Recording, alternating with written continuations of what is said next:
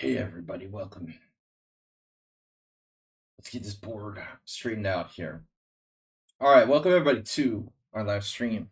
It's been a while since I missed Tuesday due to extraordinary circumstances. Who did play on Tuesday? Chess Riddle, Masturbate, Error 404, Mule Skinner. All right, I'm gonna fix this window. Window capture. Okay. There. There is board sizing issues as well. We have maybe changed the board size. Let's try that.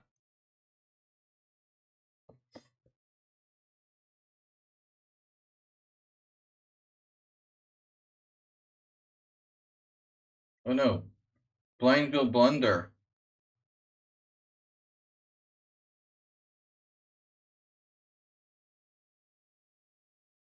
That's good enough.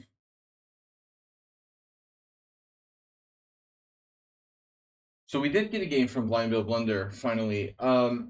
Who's here? Spectacular Camel, there you are. You managed to play a decent game. That's a blindfold game. Hello, Sun Prism. Chess Riddle. You grabbed the GM rated win on time yesterday.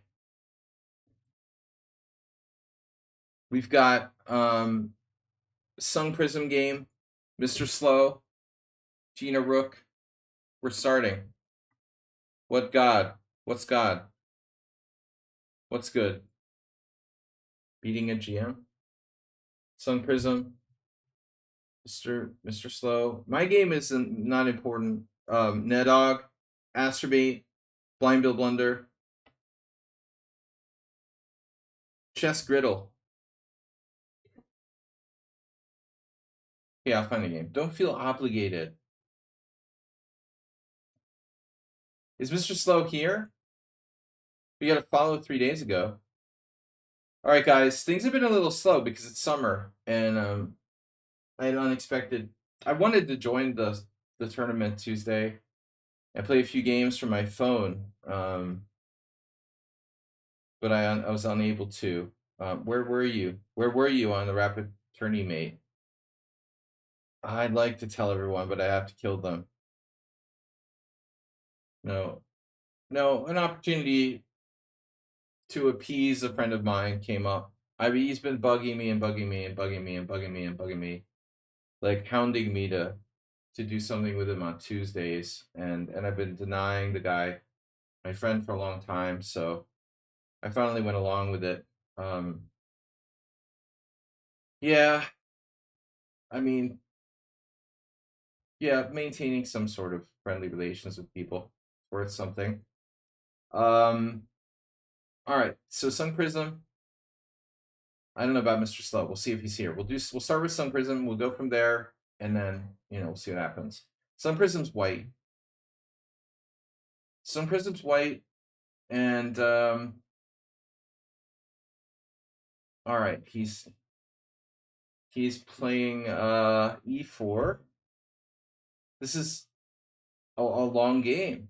What, bro? What is this game? Rated classical tournament. Taking my advice. Nice. So it's a rated classical tournament. Okay, there's going to be this thing that happens where like people are going to cheat against you. And this is one of the big arguments for not playing long games online. And I say, like, it's very unpleasant, but fuck it. If it happens, it happens, and you just have to like report them and move on. And I know that it's annoying, but it's not enough to make me like say, oh, I'm only going to play bullet chess online. We got to just accept it and deal with it as best we can, and continue to try to play like classical games. My recommendation to Sun Prism is to try to play over the board tournaments if it's at all viable. All right. Depending on time. I found as a student, I had actually more time to play chess than any other stage in my life, but depends on your circumstances. So e4, c5, knight f3, d6, now bishop e5 check. And now black plays knight to d7. And that's the winning attempt, right? This is the winning attempt. The solid move is bishop d7. And rational people don't play my Rosalimo with black voluntarily. Nobody in their right mind plays this move voluntarily. We just do that because we have no other choice. It's either bishop d7 or knight d7. Knight d7, the more aggressive move. It's a little harder for black to get out of the box, you know. So when I see this matchup, I'm like, okay, a 1900 against 1980, say 2000 against 2100. Black's playing for a win, or you know, he just doesn't know any of the lines, just this. But the problem is, this funny thing happened at the World Team Championship. One of our teammates like prepared very hard for Novikov, who's a lifetime Najdorf expert, very predictable repertoire, and Novikov had always played bishop d7. And so when our board 4 faced Novikov and Novikov played this, he forgot the line for white.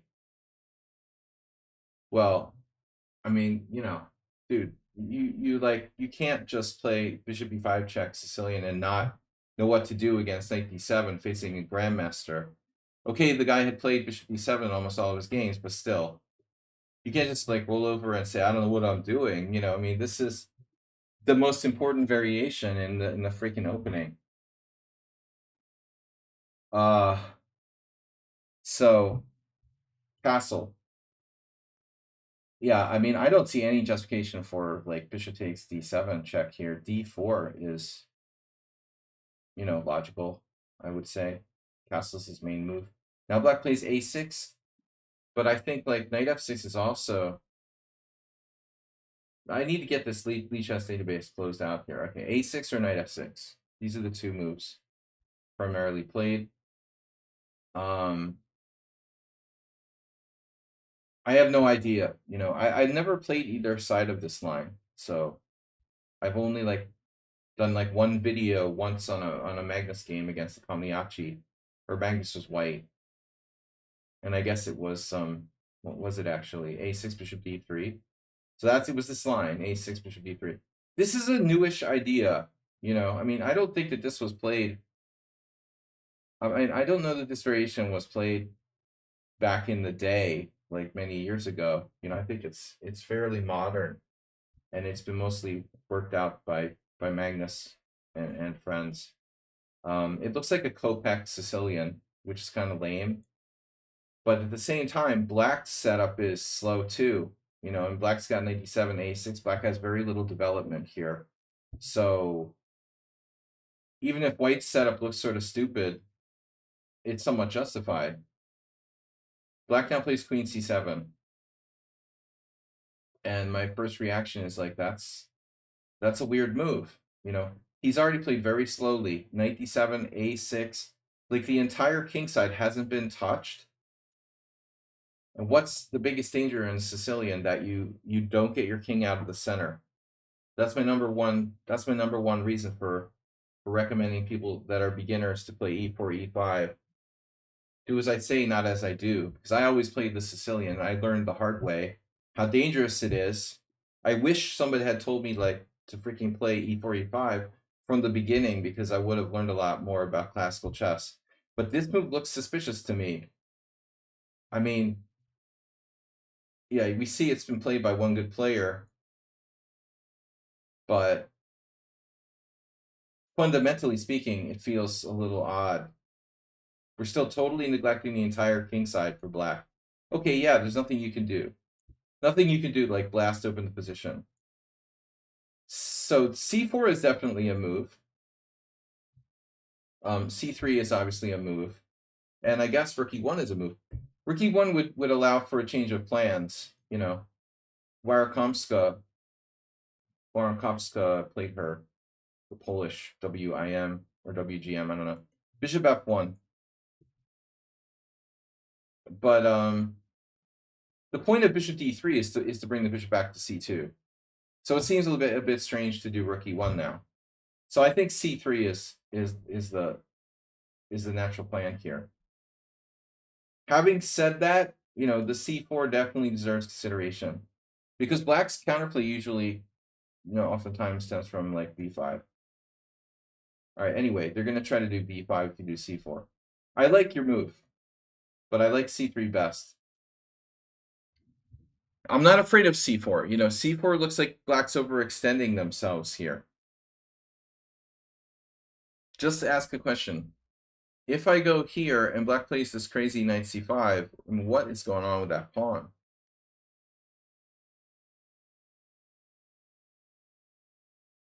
That doesn't seem right,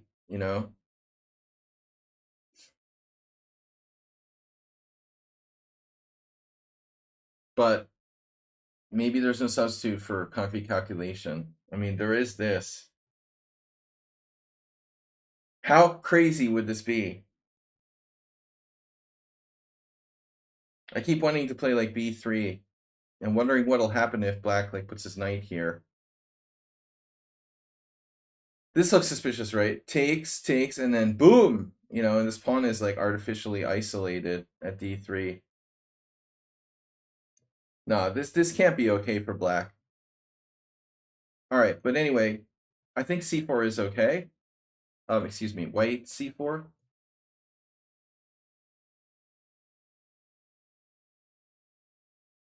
I mean, one thing that can happen sometimes is this type of idea. I should mention. How do you deal with that if this comes up, right? Because this type of scenario isn't, it's not so easy to see how you deal with this. It doesn't look that bad for black at all. And like here, you're probably potentially playing some kind of pawn sacrifice. It looks like a Roy Lopez where black just didn't develop his king side. He's just playing a half of Roy Lopez on the queen side. Queen e2, another idea. Anyway, so black, I'm expecting black to freaking develop his pieces here at some point, With I'm black, I'm playing like e6 or knight f6. Knight f6 or e6. Possibly something like e5, but I mean, something central. I want to control the center. I mean, b5 is not sound. But this move is a little bit slowish, right? Taking our time about developing. Now white to play. This is eyeing this diagonal though. Yeah, I feel more and more about it. Like I like c3. I mean, Asif Givon is a pretty good player. He drew Lupulescu. I would trust him on this. I think c3 is best. Maybe this is a good move, this g6, to nail down the dark square diagonal. Now your bishop looks kind of stupid on d3. All right, rook e1, bishop g7, and now bishop e1. So we lost a lot of time with this bishop just to get what is really a rather standard-looking Marazzi. I'm not saying white's worse, but I don't feel like we played it incisively. Now black does this move, developing a piece, but it's hard to say what he should do. I mean, you're threatening d4, theoretically, right? So if e6, I mean d4. It looks like a weird con Sicilian after pawn takes pawn, knight takes. Maybe not so bad. He could also play e5, obviously. But he goes knight f6. And now you can play d4. And this is consistent, I think. I would feel like with white here, you kind of need a reason to not play d4, as they say. Is there a reason to not play d4? If you don't play d4, that's one more move that black could do like knight e5. So on your move, knight c3, for example, this might be played. And suddenly, like, you can't do d4.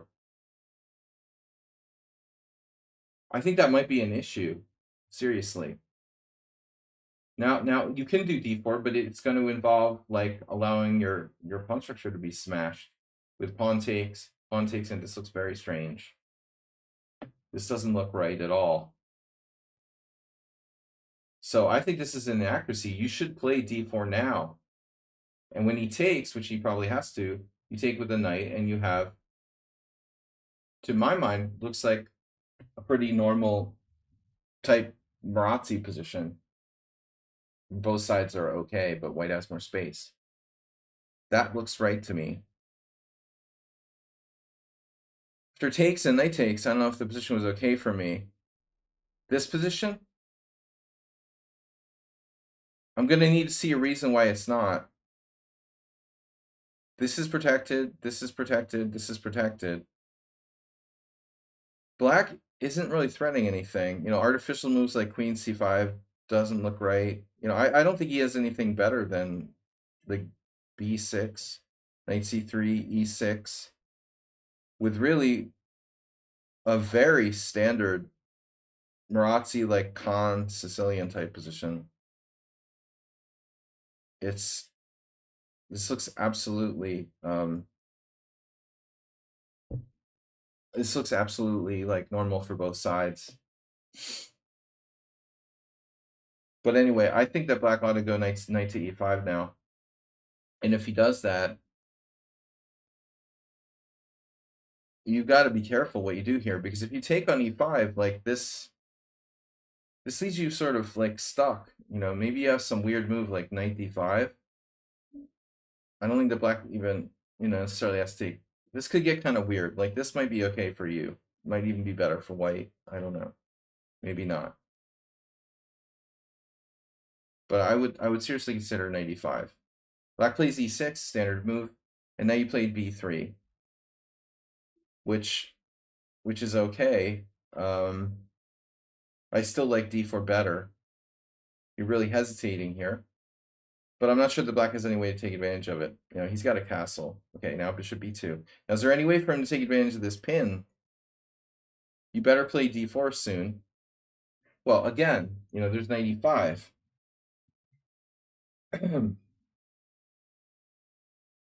Black, I think, wasn't really familiar with this motif. You know, there are cases where maybe you can do something weird, like knight h4 or knight g5, and then he'll probably come back here and focus on the d4 square. But I mean, maybe you're better off avoiding this exchange, because it's hard to shake that control of d4 when black gets that in. The game is kind of shut down. So luckily he doesn't do anything to stop you. He just does a routine Marazzi and then d4. And I wouldn't be surprised if this would transpose to some kind of games by some weird Sicilian move order. Open Sicilian. You're in an open Sicilian now. Boom. There is one game, and I'm not surprised, because there's so many permutations to different variations of the Sicilian that reach the standard type Marazzi. It's absolutely a different move order, but you reach the exact same position from a game as that was played in 2021.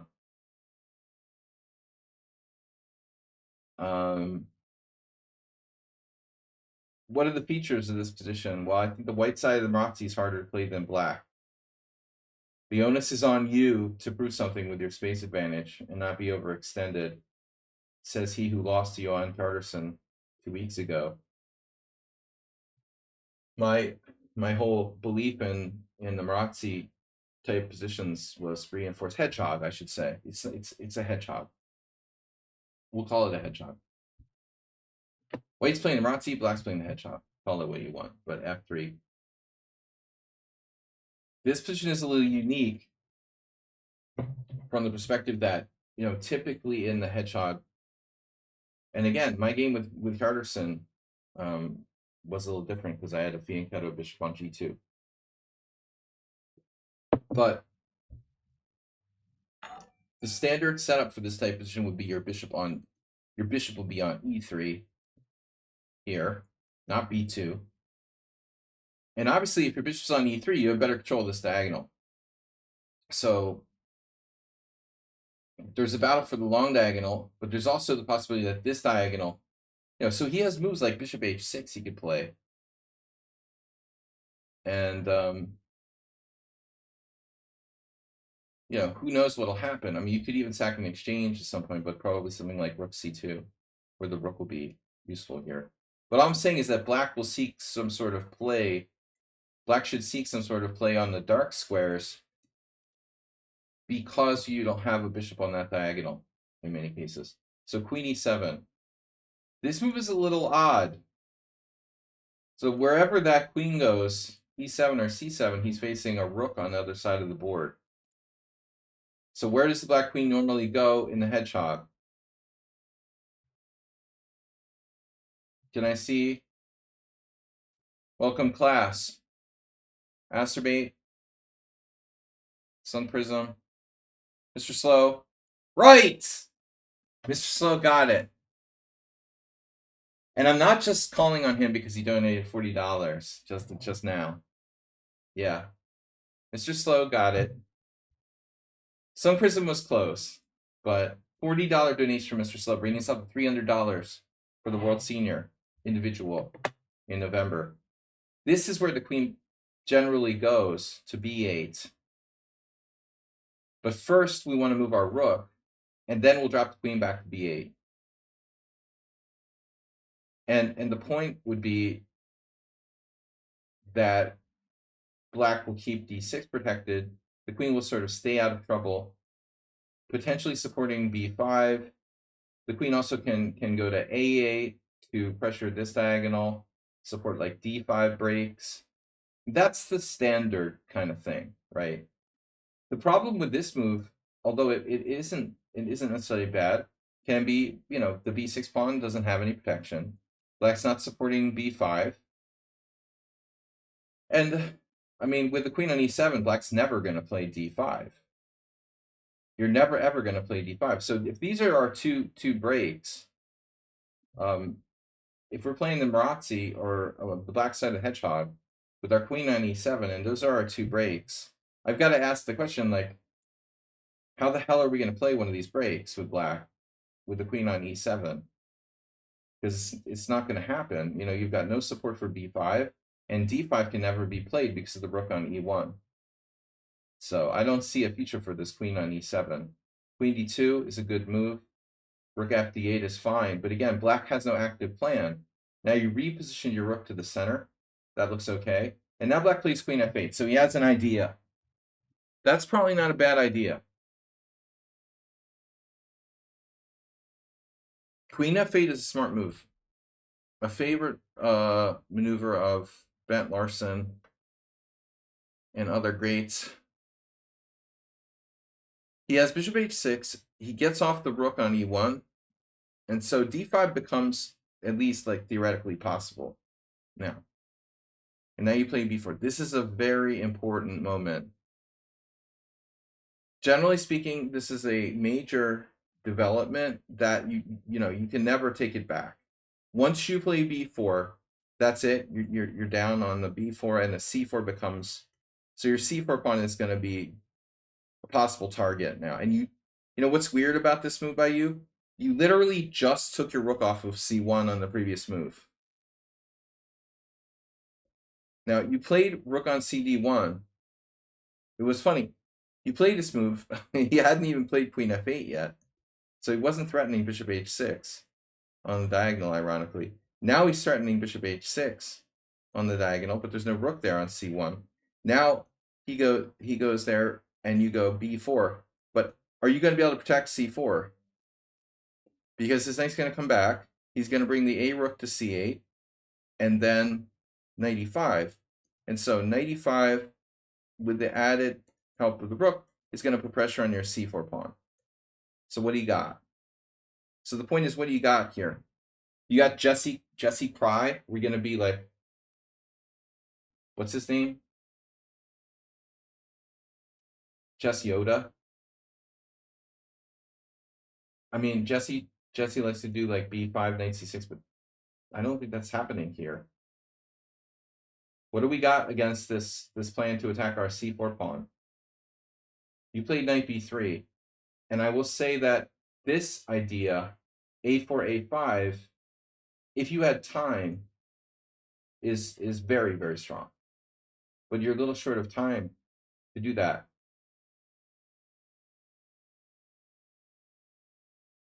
So he has knight e5, rook c8. Black's obvious plan here would be rook a c8 with the idea of knight e5 to attack c4. You were looking to pressure d6. You are pressuring d6. Good point. You're pressuring d6, so that's the problem. He cannot drop d6. But anyway, knight e5 should solve that problem. Why he doesn't play this move?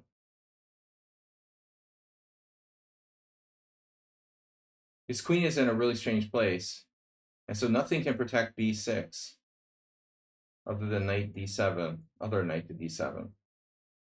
So if you were to go here, let's say, just for argument's sake, black might have to play knight d7, knight f d7.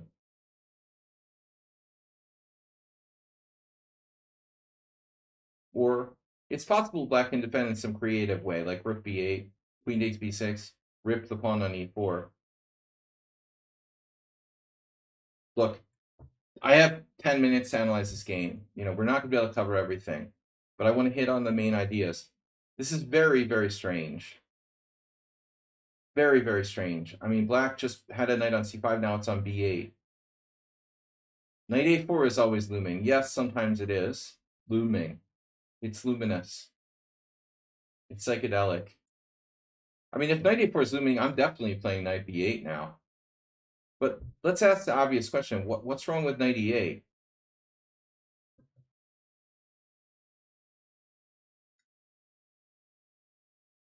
Well, I mean, knight e8, it's not our favorite move in the world, but it's definitely an effective way of defending d6. It also keeps b6 protected. I don't see anything, special for you here. Maybe the a4. Maybe we do the a4 now, threatening a5, right? And then black might have to play a5. If you do a4, you have to beware of a5. That's what I would go for if I was black. I've had games like this, at least in Blitz, that went something along these lines. So, anyways, knight b8, very strange. And then, oops, whoa, what's happening here? So major development, white decides to play e5. This should not be played lightly. You do not play this move unless you're 100% sure it's good. Yeah, I mean, knight b8 is a very strange move. It's not the freaking, Zaitsev Breyer variation of the Lopez.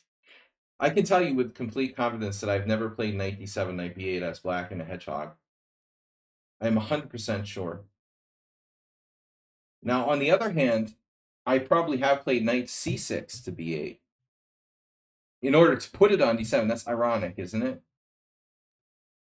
I've had my knight on c6 in hedgehog positions and often brought him back to b8 to go to d7. This guy is literally doing the opposite. He's like putting his knight on b8 from d7, because he wants to, yeah, exactly, Mr. Slow. He prepares the blocking of the second bishop, right, exactly, and the c5. Yeah, he wants to put his knight on c6, which is like the worst square. Now e5. And now the problem is, did we do e5? I mean, is e5 justified? Now you have c5. So all shit is breaking loose here.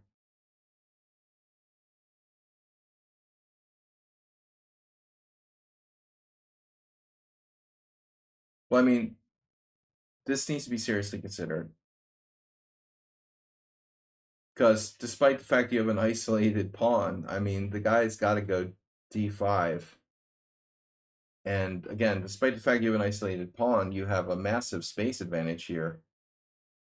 After something like knight a4, like you were mentioning. Isolated pawn or no isolated pawn, I'm liking white in this position. Your space advantage is very strong, and you have a passer on c5, even if it is isolated. So that deserves serious consideration. You did instead knight e4 right away. And now you're threatening knight takes b6, but he has a capture on e5. So you took. But what happened here, is a little problematic because you effectively You effectively played d5 for him. Yeah, I think I would have gone with c5. I don't know about this. This is a little shaky. You're almost like playing d5 for the opponent. You know, it may work somehow tactically, but I like this. There's also like knight takes. Knight takes c5. Maybe black could sacrifice an exchange around here somewhere, but the space looks very, very strong. So if knight takes c5, they have to like move their bishop. And your space advantage again is like extremely powerful, but I think this pawn takes is the best. And just force him to play d5. So it said knight a4, knight c6, e takes d6, rook takes d6, and then bishop takes g7. Ah, okay. Bishop takes g7, queen g7, and now smoke clears, as they say. This is hanging.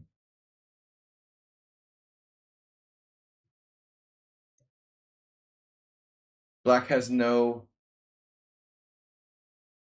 way to take on b4. So if knight takes b4, rook takes d6, knight takes d6, and then 3 minor pieces are hanging at the same time. BFD. No, what could possibly go wrong? Yeah, b6 was bad. Is bad. So what if he exchanges rooks and then plays knight takes b4 again? He's just like dropping a piece to this move because he has no counterplay. There's no counterplay. So this one weakness on b6 leads to very serious problems. And at that point, you're just like up a clear pawn. Not bad. My only question would be going back to that key position. I want to turn on the engine here, see what it says. So ed6. The computer prefers knight takes, possibly bishop takes b2. Bishop takes b2 and then rook takes. But I'm curious about the position before that. Should you go for c5? The engine agrees with you. But because he has a crazy move here, which we missed. This is very hard to see, but black has a5. An unbelievable resource.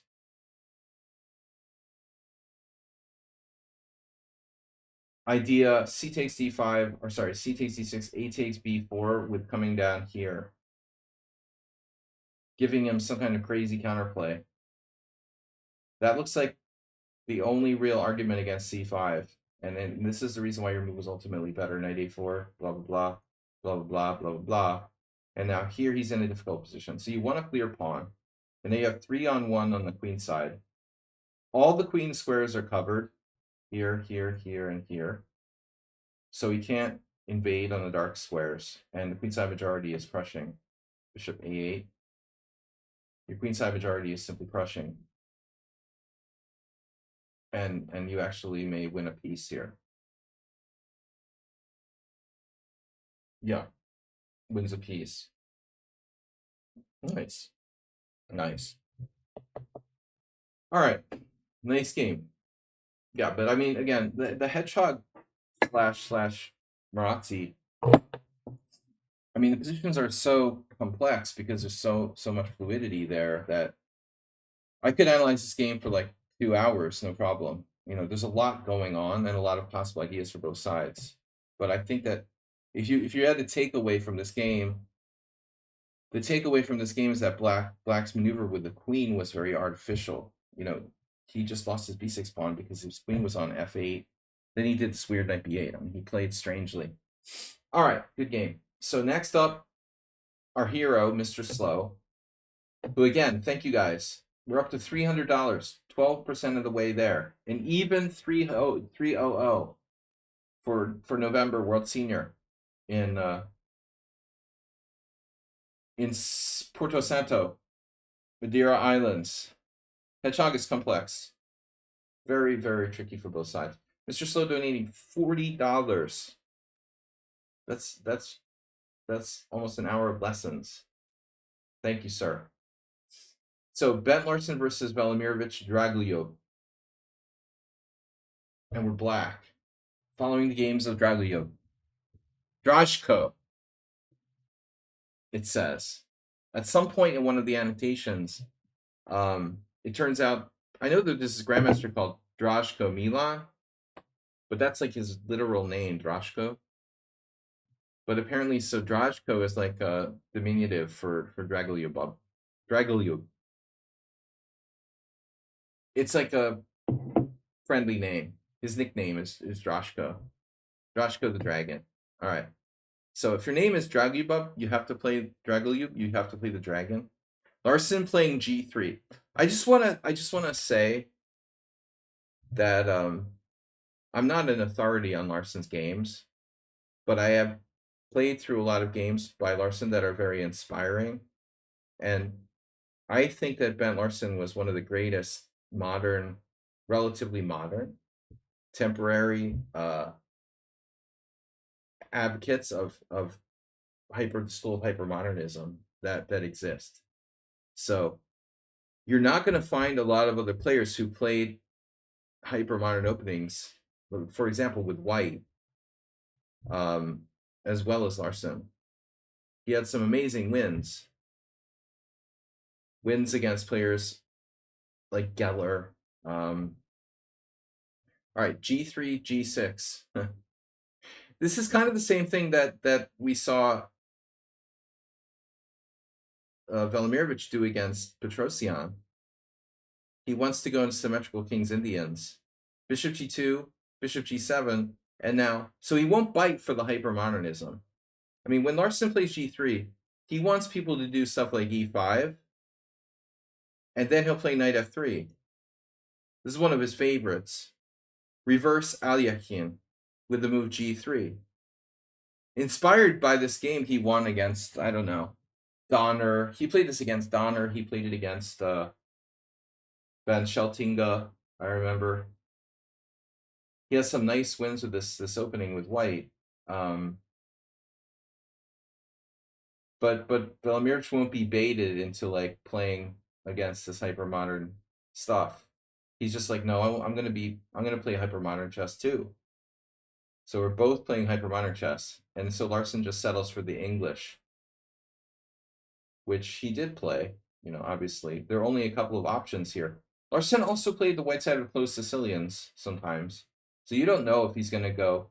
You know, he could even bust out like the birds opening or something with F4. You never know what he's gonna do. Nothing wrong with F4 here, for example. So C4, and now Knight F6, and black is just playing a King's Indian. Knight C3, D6. The only question is like, will white play D4 or not? Velimirovich in a previous game we went over against Petrosian, I think we went over it from this study from Mr. Slow. Velimirovich did the exact same thing. You know, he just played the King's Indian, and white can choose to play the Fianchetto King's Indian or the English. And now, you know, so you have D4, you have E4 like a Botvinnik English or closed Sicilian, or you have like D3 and a quiet English. So white plays D4, black castled, and now Larson plays Knight F3. So this is a mainline King's Indian. Now I don't know if you guys remember, but against Petrosian,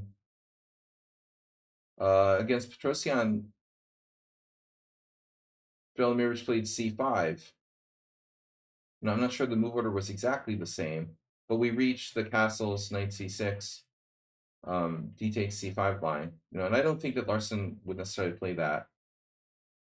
I don't know what Larson would have played, but it's interesting. So we got multiple variations. One day he plays the C5. Now he's playing Knight C6. And now after castles, black's never had a really good score with the C5 type of stuff. if you look in the opening explorer, that's the line that line has a very good score for white. Pretty good score for white. A6 is the main line, but it's modern. It was known back then. But this is unusual. I mean, it's not so unusual now, but I imagine back then, whenever this game was played in 1970, say 70 exactly, where was this played? Same tournament in Bikochi. This was in modern day Croatia. Very strong closed tournament that Mr. So submitted some of the games from. I think we talked about this earlier that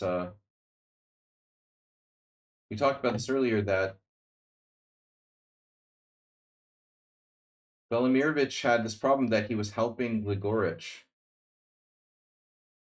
in the same tournament at the same time. And that's a lot, dude. It's enough to be like playing in a tournament, but also be somebody's like second at the same time. That would be kind of overwhelming, you know? So I think he was kind of overworked, but he was younger and learning from Gligorich, I guess. So is his plan to take on f3? I don't know. I mean, I would say not necessarily, right?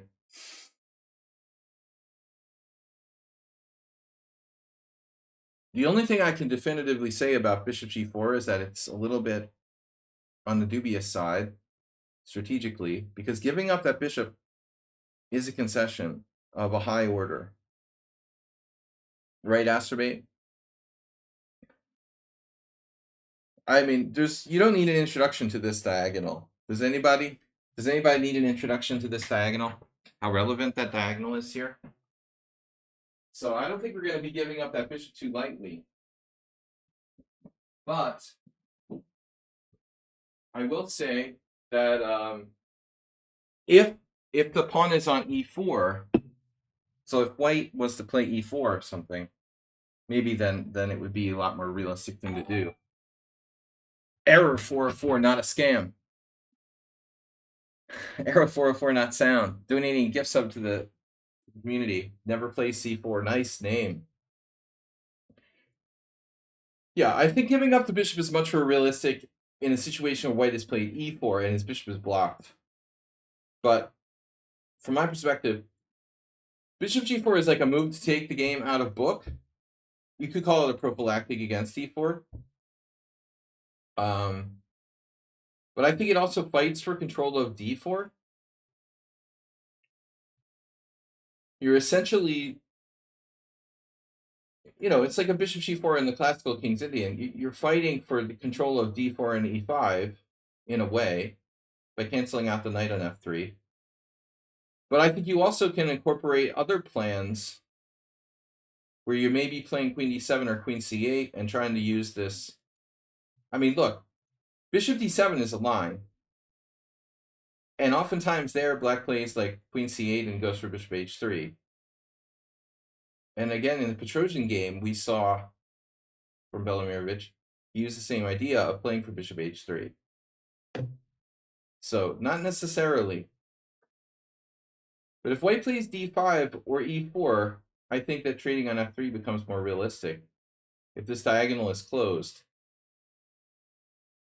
So what I'm wondering is, what about h3?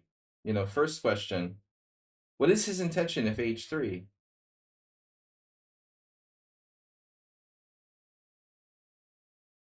We could just be giving white a useful move for free if we don't take on f3. If we go back here, we gave white h3 for free. We go to f5, again, I think that h3 is a constructive move. So the answer, if h3, we probably have to take, but is this justified for black? Mamajara Polgar 1-0, 2008. Fan Nakamura 0-1, 2017. Onishak Rajabov draw.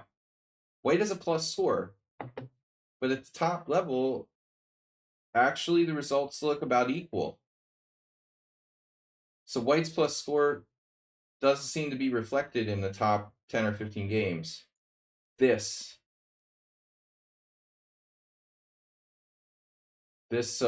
e takes which was played by Mamedyarov. Roman Ciciashvili used to love to do this with white.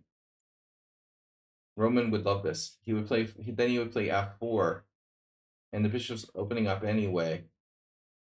Here, the point of the game is more the end game. Okay, around move 40. All right. Well, it's going to be a long game anyway, so yeah, I don't mind skipping forward a bit. So anyway, if he takes f, d5 appears to be the idea. So if bishop takes f3, thanks, Mr. Slow. If bishop takes f3, you can't do d5, and I think that white is better. But anyway, that seems like a safe way for white to play.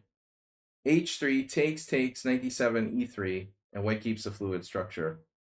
There's no way that white is worse here. The fact that Nakamura beat Hu Yifan has nothing to do with the opening, I'm sure. White is better by half a pawn in this position. I got a challenge? No. All right. So let's go forward. All right. We got d5, and now knight a5, attacking the Achilles heel. White plays b3 and hello diagonal. But it looks like, what's funny now is that Velimirovich is taking hypermodern. He's taking a hypermodern stance against Mr. Hypermodern. So he's forcing Larson to play against a hypermodern opening, essentially, which is kind of cool. All right. So b3. These type of things usually backfire. I just want to mention takes, and then the black king will be unsafe in the long run. There's also this type of move, usually double attack. We win a piece back immediately. So knight e4 is not an option. Bishop e2, a6 here. And we're into some sort of standard position here.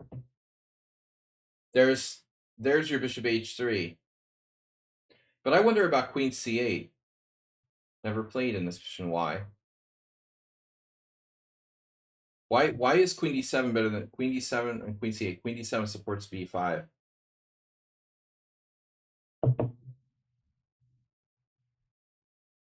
Queen d7 supports c5. This was never played in any games.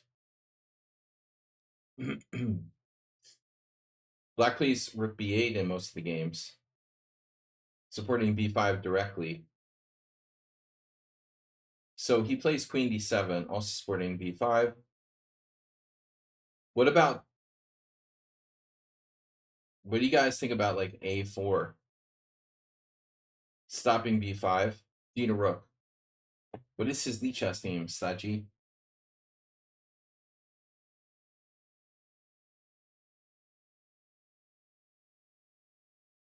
Would you like to be more specific?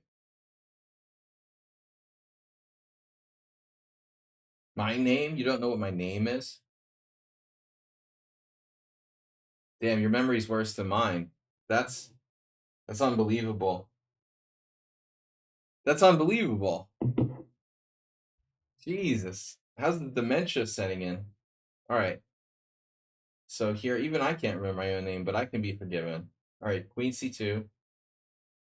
Bishop h3. See, this is the problem, though. This isn't that great for black. Black has less space, but you don't necessarily want to trade white's bishop now because white's bishop is blocked. It's a blocked bishop. You want to trade it when it's open, but when it's closed, it's not clear, that this is necessarily a great exchange for black. Black has less space. And I also think like b5 needs to be considered.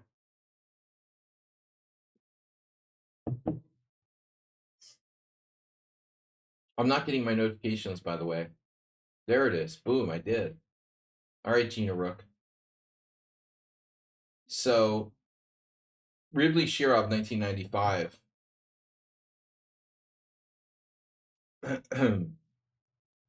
All right, bishop h3, and now rook ae1 was played by some random guy in 2002. But that looks like a very good move, honestly, rook ae1. It also affords black white, sorry, the possibility of knight d1, and we're going to push down the middle here. This is very natural for white. I think rook b1 is also the kind of move you'll see from a Karpov when black gets in b5. Eventually he'll exchange here, and then the b file will be a kind of battleground a lot of times. But so bishop h3 and knight e4. Larson goes for trades.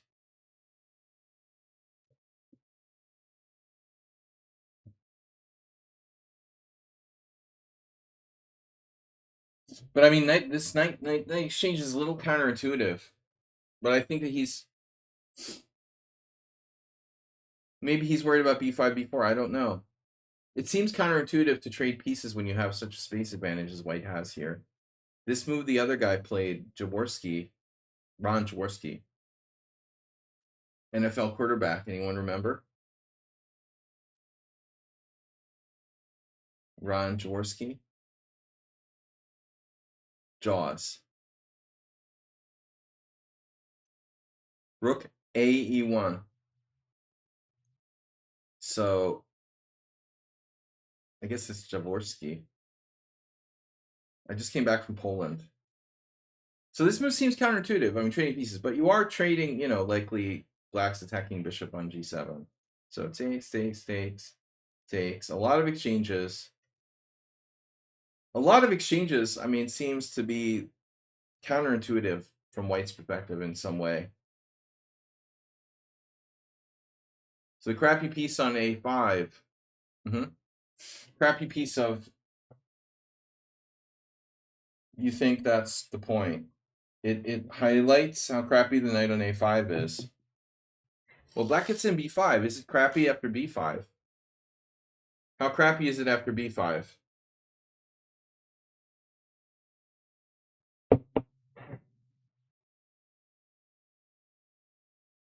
I mean, the knight can come back.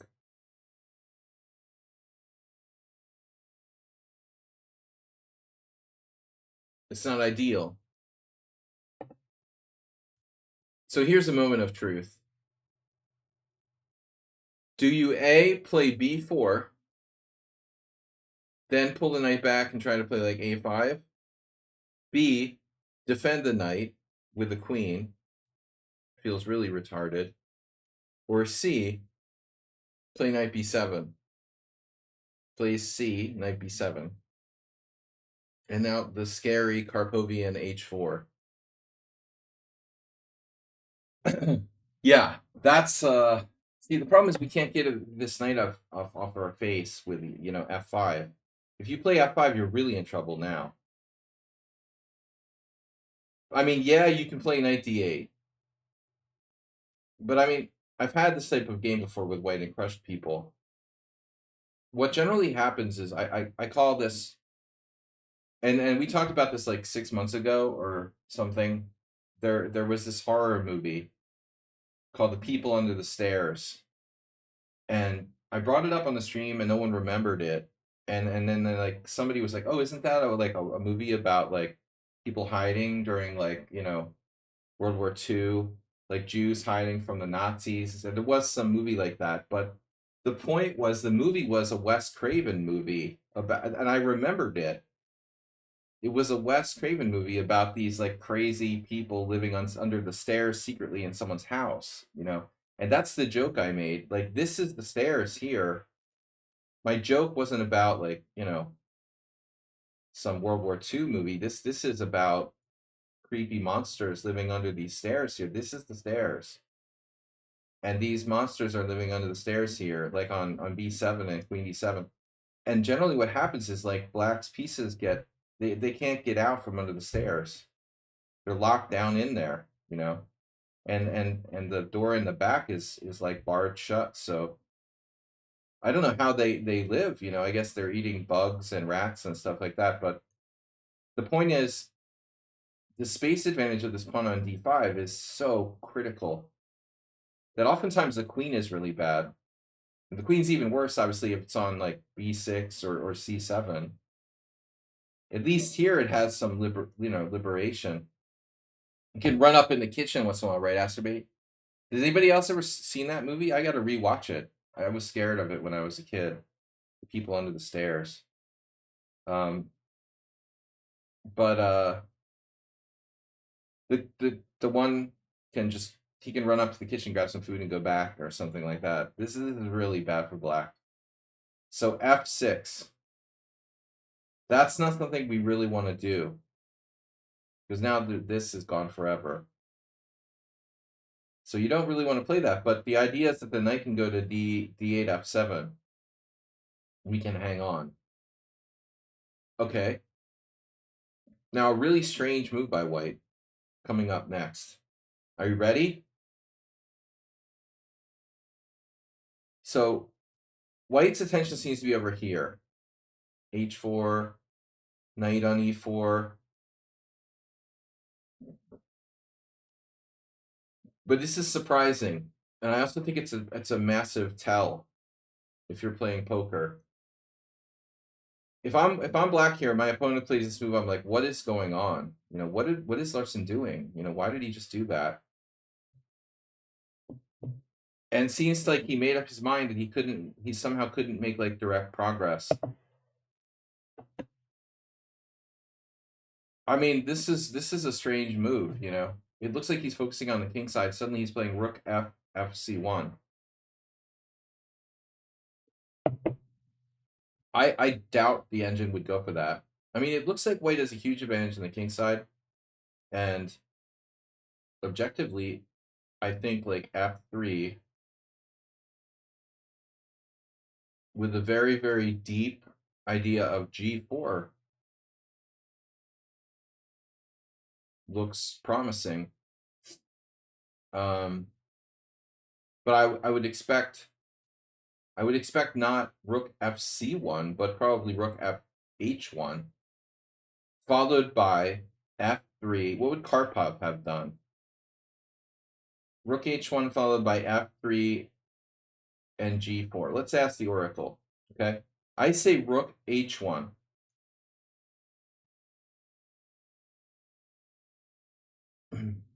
The oracle says F3 and rook H1 are two of the top 3 moves. The other one is a real shocker.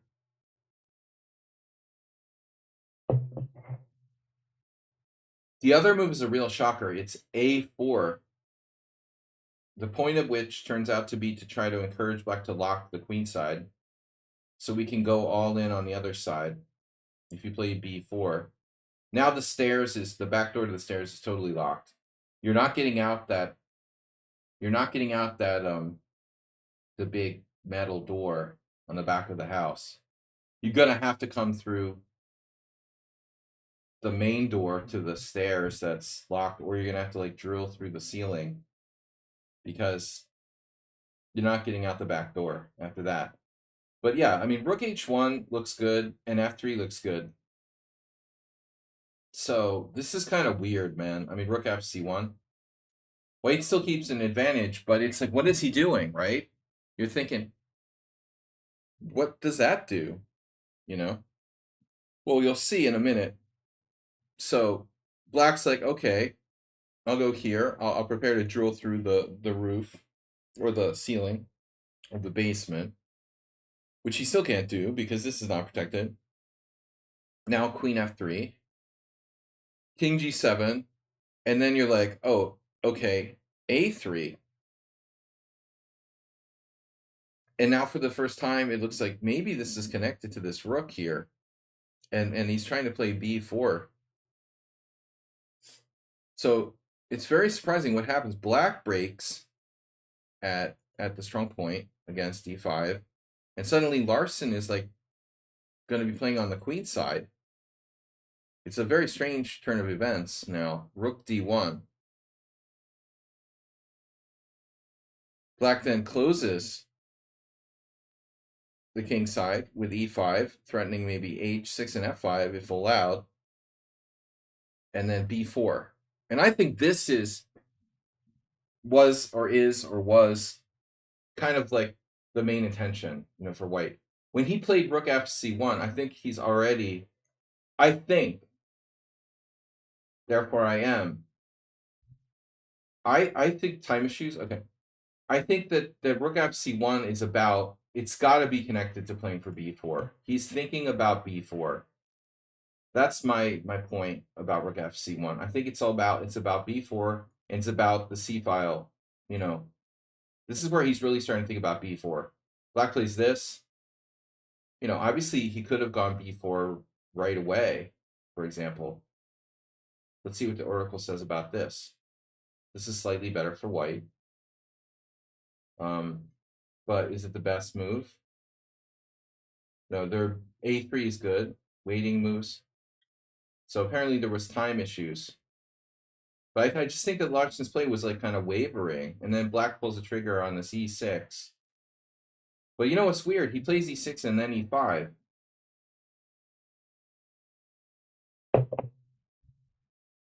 It makes you think that he was expecting Larsen to probably take. Or he wanted Larsen to take. He could have played e5 directly. That's another question asking the oracle. Should we play e5 directly? It could be that b4 is more of a problem. So e6, rook d1, and then e5, and now b4. Boom. And so a lot of tension, but this break is very powerful. But who would have expected that it was white who would like end up taking initiative on the queen side? I mean, all I can say is that black's play was a little risky, but he had to do something. You know, e6 was kind of risky. So takes, and black ends up with a really bad structure. Take. So I don't know what would have happened if white was a stronger like technical player. Larsen was strong, but he was not Karpov, you know.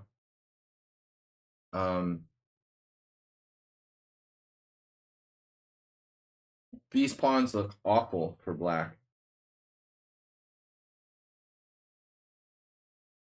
We give up one of the double pawns. Now both are hanging, and white remains with a very strong passer.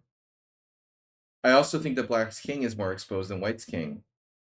So white is much better here. Better structure, powerful pass pawn, and black's king is open on the 7th rank, like a Dutch or something. So this is not an easy position for black to defend. And my first instinct is, you know, like blockade. But as we all know, what's the worst blockader? The queen. Because it's the easiest to drive away. You know, if I can double on the b file, I can play rook b6 and drive your queen away. Knight, not as easy to drive away. There's no knight here. Rook, better than a queen. But black gets counterplay with a smooth f4. So this is a really key moment. Larsen suddenly has to deal with this and pressure here. And he's like, Velimirovich is giving up maybe a pawn on c5 to do this.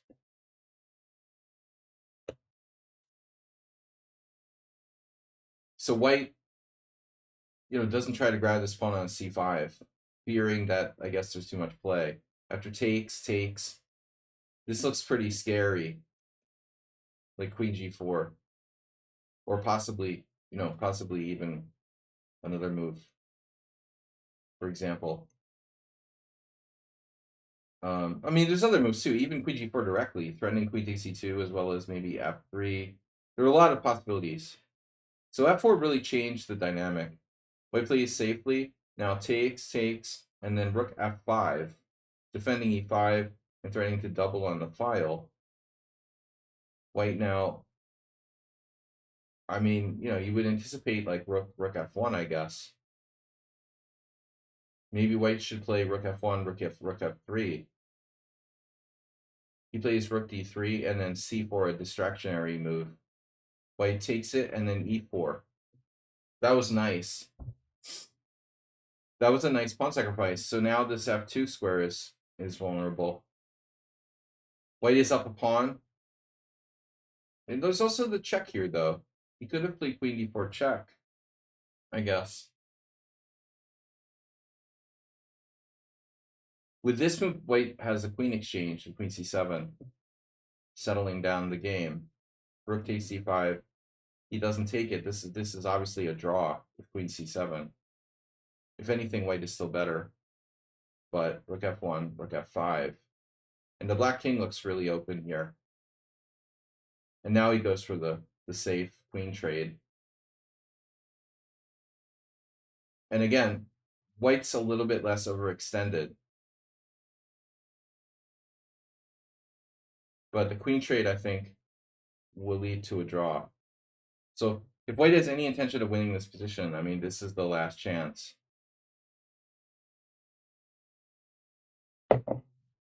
He can't trade queens and expect to have realistic chances to win. The rook in game is pretty simplified. So let's see what the oracle says.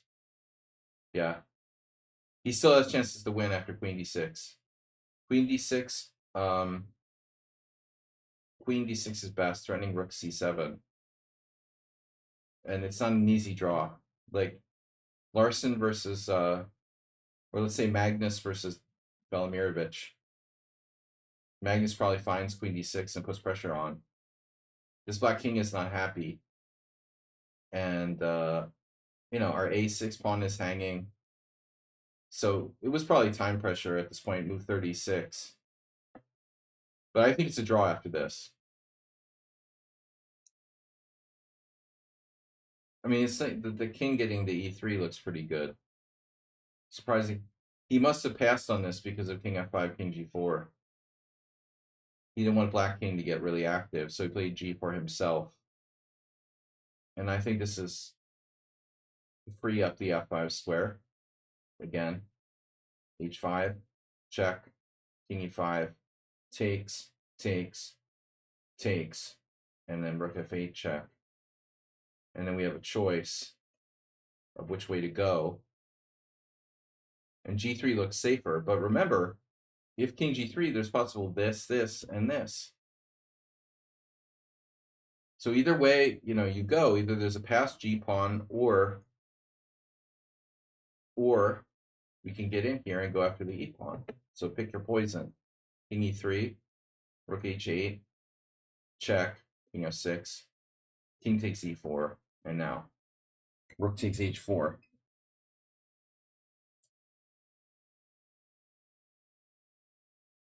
All black needs to do is like trade like the g pawn for the a pawn. It's a dead draw. It's a dead draw. If he just gets either pawn, probably.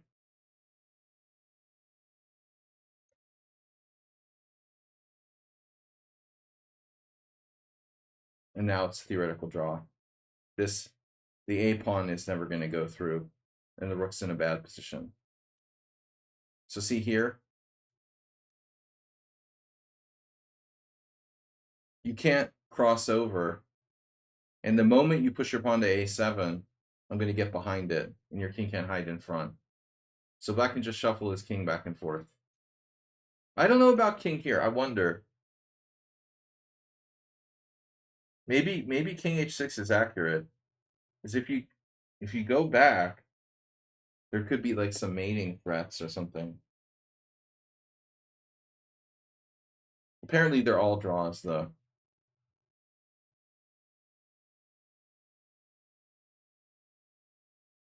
I'm not sure if the technique by both sides is perfect. Interesting game. Okay. Thank you. So I got Tipu Bot, figured out my account name, even though she's played me like 10 games or something. What the hell? What did I click on? What was that? You gave me a Simo link? Tipu Bot sent me a Simo link. Are you teasing me? Thanks for the Simo link. All right. She's cheating on me with other Simals again. All right, my game is not important. We're going to go to Nedog next. Thanks, Mr. Slow. As always, another interesting game. Handling the black side of the Pano King's Indian, not easy. Not the game, sorry. I thought you were just teasing me because you're always like cheating on me with other masters. All right, Nedog. Is Nedog here?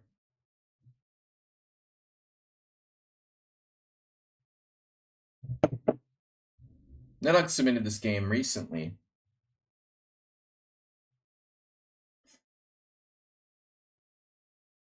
Well, that's not the worst misclick in history. Gina Rook. Could be worse. All right. So we got MCLHJ versus Nedog666. Thanks, guys, for your support. Don't forget to start a hype train. We got one gift sub today and a nice donation from Mr. Slow. There's Nedog. Quiet today. Very quiet at the office. How are things? I would think you're getting busy. Getting closer to late summer. Moving all those Boston students. All right. So this is Nedog with black. He's playing master strength player 2279.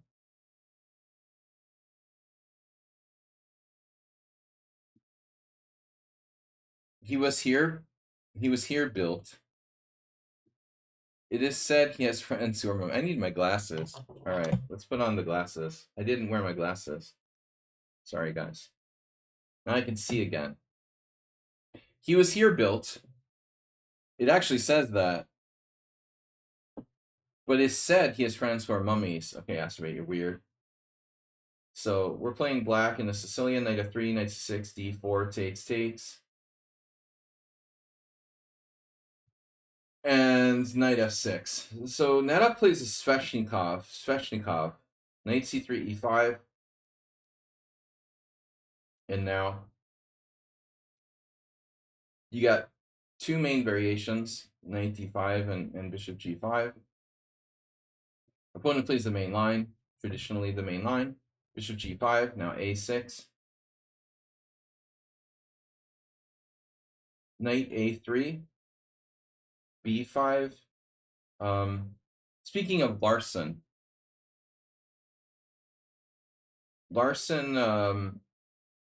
used to play bishop e6.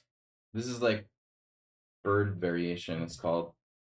This is another line you could learn as a sort of supplementary.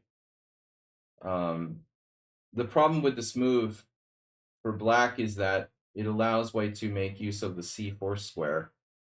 So in other words, you can do knight c4 and get the knight back in the game. That's the main reason why b5 is played in the Sveshnikov, to keep this knight boxed out. So now white has two primary moves, knight d5 and bishop takes f6. See, bishop takes f6, she takes f6. And we're threatening b4, so white plays here, and now there are two main lines, f5 and bishop g7. f5 is more common. I'm not a big expert on the theory of this opening. I've only been studying it since 1986 or something. No, but I gave up very quickly. All right, f5. Here's I usually play c3 personally. Bishop d3 is the other line. We saw bishop d3, bishop e6, preventing e takes f5, and now white plays c3. Looks like castles is more common. So if castles, I mean, I don't know how the theory is supposed to go here. Which is the line where white usually faces black playing like f4? I'm getting confused. That's something with some other line. All right. So bishop e6. By the way, what is the tempo here? 30 plus 10. All right. c3, bishop g7. Oh wow. Okay, I know nothing about this. So it turns out that knight takes b5 is white's main move here. Knight takes b5, threatening knight c7 check. Wow, I have no knowledge of this at all. Okay, knight takes b5, a takes b5, bishop takes b5, and then bishop d7, e takes f5. So white gets like 3 pawns for a piece. 3 pawns for a piece, but after castles, black score is pretty good. But that's very complicated, to say the least. I don't really have anything to say here, anything to add, because I don't know the theory too well. It looks like bishop e6 is forced. After c3, bishop g7 is again the main line, and so you have to allow this piece sacrifice. But instead, white plays queen h5. This is a secondary move. Now black castles. And so f4 is an alternative. Yeah, I mean, I feel like I saw, I feel like I saw the late David Grigo play this with black like 30 years ago. But there's some relatively recent game. Deak Bogdan Daniel against Ladura. Yeah, I mean, g3 is looking good, breaking it up. So opponent plays queen h5, you castled.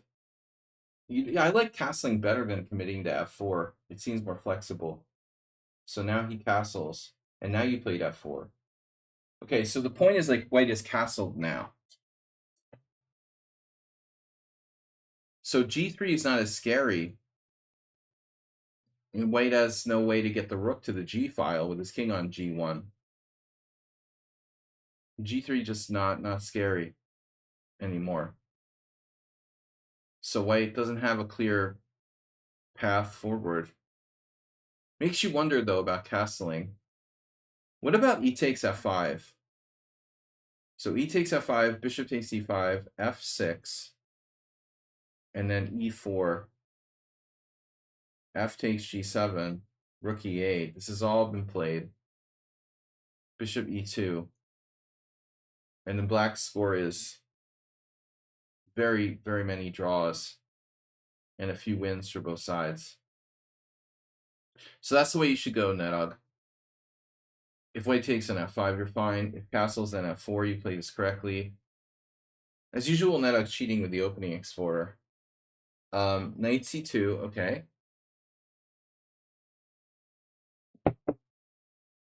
You know, it's hard to blame white for this move, but look at white's score with knight c2, it's bad.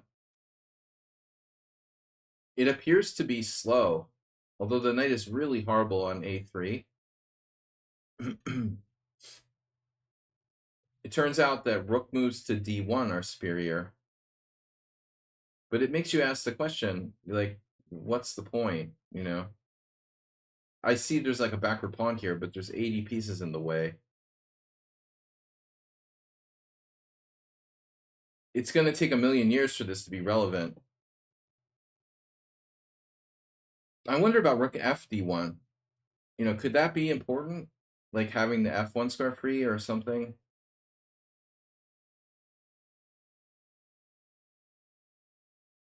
Is this rook good here to support a4? Well, these are the questions you should be asking yourself. So knight c2 is kind of lame, but it does make a4 a possibility, and that's what the guy does. f5. What is this, a correspondence game, bro? Look at black's score here. Jesus. 50% wins, 39% draws, and 11% losses. That's not good for white.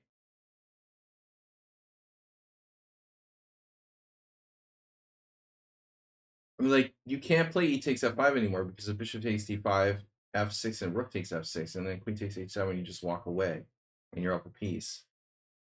So there's no more e takes f5 yet at this point. So most people played a4, and that's what your opponent did, okay? The standard counterplay.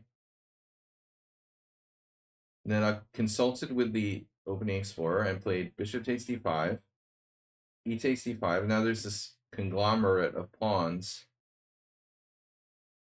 97. And so Nedog is like the first living player to ever get this position on the board. It looks like. No, there's a Gukash game. Okay, you're the second living player. Well, it's not an OTB game. But what's interesting is, what do we see? One, like two,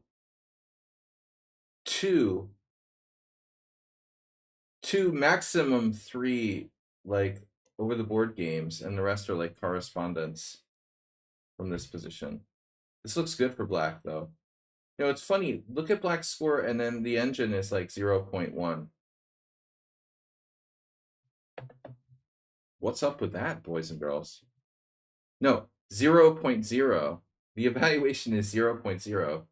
Wade has no wins, 63% losses, and 38% draws. How does that work? You know? Well, black can't lose, apparently. A takes b5, best move. E4, best move. We're still in correspondence games. Gukash. Okay, so there's a Gukash game for 2019. Surprising, right? He's only playing for the World Championship. Bishop c4. A takes b5. Bishop takes b5. And now Nedog consulted his engine and came up with an improvement on Gukash with rook b8. No, Gukash played rook b8. Gukash played rook b8 and beat a 2200. Well, Nedog played the slightly weaker knight g6, taking us out of book altogether. You sure this wasn't a correspondence game, Nedog? It's like rated rapid game. Damn, dude. Rook a1, rook a1. Queen e7, he nails another top engine move. Rook a8, bishop takes a8. This reminds me of when, yeah, Blobix used to play on my stream, and we'd have draws in the Sveshnikov. You had this obvious move, queen a7, but it's funny, you've got nothing on the back rank because the knight defends a1. Well, certainly an interesting draw. Bishop takes a8, bishop e5. So this is your first, like, tiny itty-bitty inaccuracy. White takes the pawn. You go queen a7 here. Yeah, I mean, frankly, I would think this is a correspondence game, not a rapid game. It's like a virtually perfect game by both sides. I'm reporting you both for this game. I think Nedog and his opponent are both cheating in this game. King f3. That's a weird move, but he unpinned himself. It's not that weird. You're going into the checks here. That's kind of crazy. You got to admit, like that's a weird move. To draw the mutual cheaters. No, I'm just kidding, guys. All right. So I finally got a game. Nice draw, Nedog. Master, it seems I forget to omit the what I had submitted for day. May I present you with a replacement? Yes. A replacement. Well, I got a game from you, Masturbate.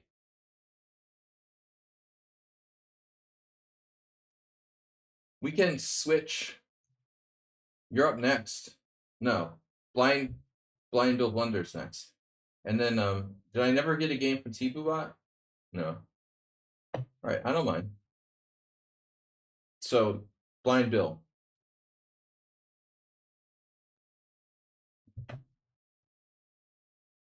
Your game's a little short. That's fine. You know, early to bed, early to rise. You guys let me go to bed earlier. I can have more sweet dreams and then be back fresh for some blitz challenges tomorrow. Hey, what happened to Error 404? He just dropped in and dropped a gift sub and then left. So I guess he didn't have a game to submit for today. I'm going to take it. You're beginning to think Pramnik's right. I'm beginning to think that, oh, you're there, me here. No games. that you're proud of to submit this week, that's okay. You're not. Nobody is obligated to share their games. I don't like sharing my games. I can show you guys my game with John M's from round 8. I'm going backwards. I did round 9 of the World Senior. Now I'm doing like round 6 or something. I don't like to show my games off or 404. And I think that people that do are kind of sometimes arrogant. I'm never really happy with my games. But I do think that I need to analyze them, and showing them on the stream is sort of motivation. It's a motivation for me to analyze my own games. That's the only reason why I'm doing it, force myself. But we shall do Blind Bill Blunder. So this is Spectacular Camel's blind account, and I believe this game was played today. It was played today. So you're black, you're blind, and you're playing Alfredo 1 2 3 1 2 3 2 1.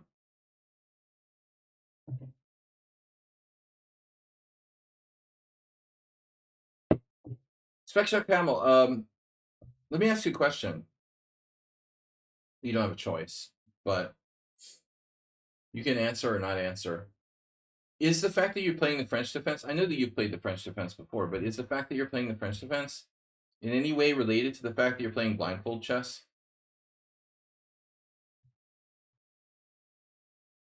Because you started playing the French defense after you started playing blindfold chess, and I'm wondering if there's a connection. Like, wide open positions are not really ideal for blindfold chess. Yeah, no, I mean, it makes sense.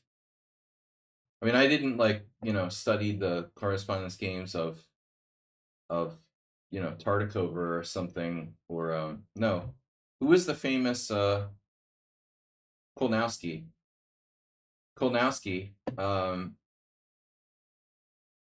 Not like I studied like blindfold technique, but yeah. I mean, I would assume that like playing closed positions is better. Although if you play the French, everyone's going to play the exchange variation, so you'll get used to that. But the opponent here played knight f3, and this is interesting because you didn't play d5. I would say if you play d5, there's like an 80% chance your opponent will exchange pawns.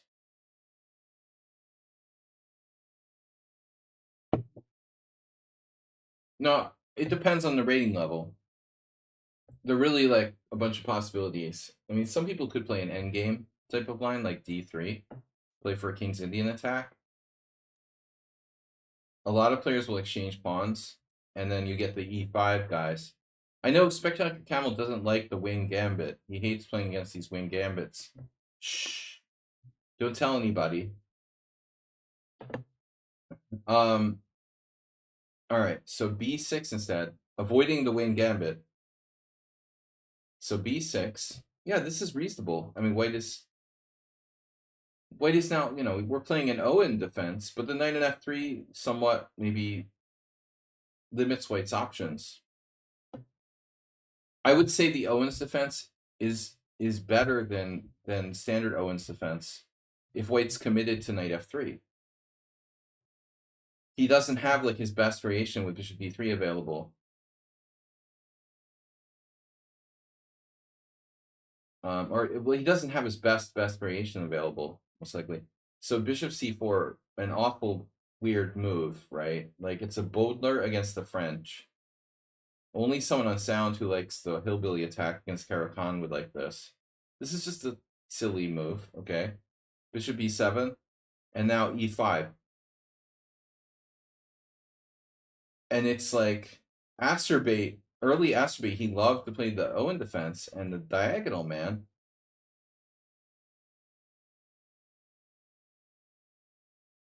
So this is not exactly the ideal place to be playing, I think, e5. It turns out queen e2 has been played. Wow. This is like some sort of weird legit system. I wouldn't touch this with white, but got Robert Rook losing to Amashi. Robert Rook, Robert Rook, Robert Rook. Makes you want to play the Owen defense against Robbie. He's a nice guy. He's a Hungarian GM, formerly on the Hungarian Olympic team. He's probably around my age, actually. He might be like the exact same age as me, or maybe a year or two younger. All right. Bishop e7, e5, d5. That's obviously not obligatory. This is a blind game again. The problem with this position is that there's several different ways to approach the situation. First of all, you could try to knock out the central pawn on e5 by undermining it and destroying it. Secondly, you could play more rope-a-dope, where you're just like really aiming at tactical play on the long diagonal. Or, basically what you did, which is like just play a French. We'll see what he does here. He takes en passant. And this is obviously lame. But it's not only lame, it's lame for like three different reasons. First of all, your bishop on b7 is obstructed, so why open it up? Secondly, he's trading off a strong point on e5. And thirdly, he's developing your pieces for you with like bishop takes d6. So I think that at this point, white would be better off just like admitting his mistake and going maybe bishop e2 or something. So takes, black is at least equal now. Castles, mate f6, and then d4.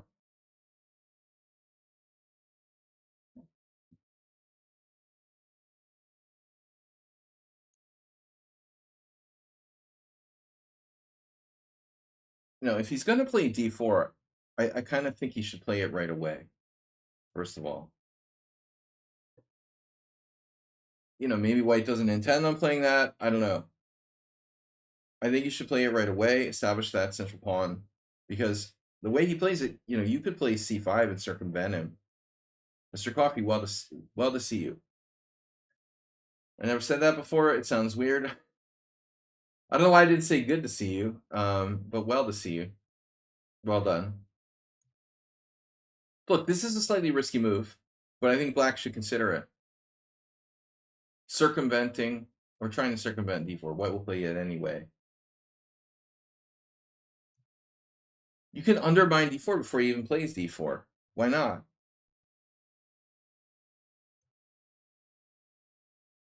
Now you get in c5, you equalized. I just want to ask a question here. If you play c5 and he plays like bishop e5 check, do we go Karpov-Kamsky and do like king e7? That happened in the Caro-Kann. I don't know if our Caro-Kann fan, Gina Rook, is familiar with that, but back in the 90s, there was this kind of famous line. Yeah, Mr. Coffee. Mr. Coffee. Have you had your dose of dogma today?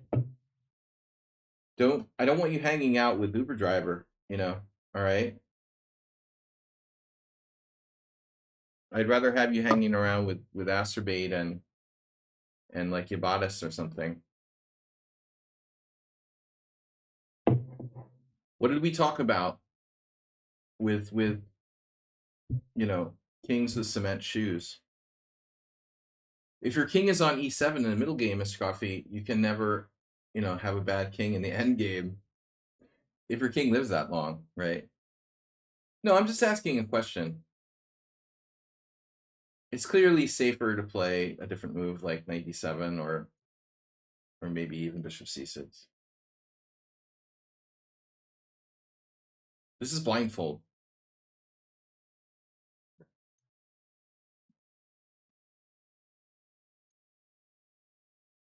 I wonder if black should play h6 here, because my thinking would be, what do I menace?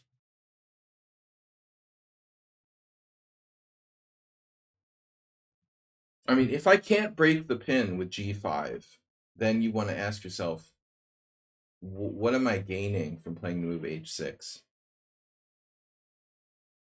You had a notion. Well, that's good to know. My thinking would be that h6 weakens my king side, and I can't play g5 unless I'm out of my mind.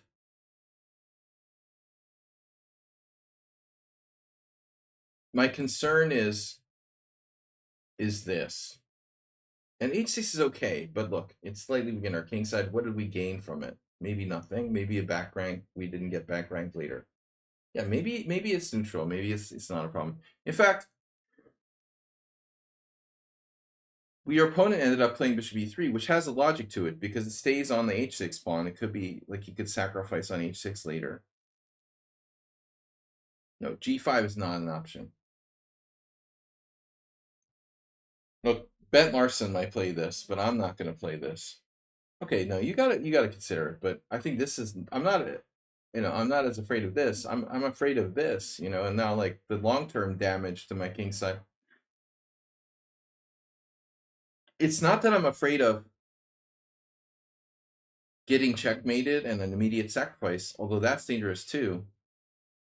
What I'm more afraid of is the long term safety of my king. Not now, not in the next 5 moves, but in the next 15 to 20 moves, my king is going to be like vulnerable. That's thinking like long term.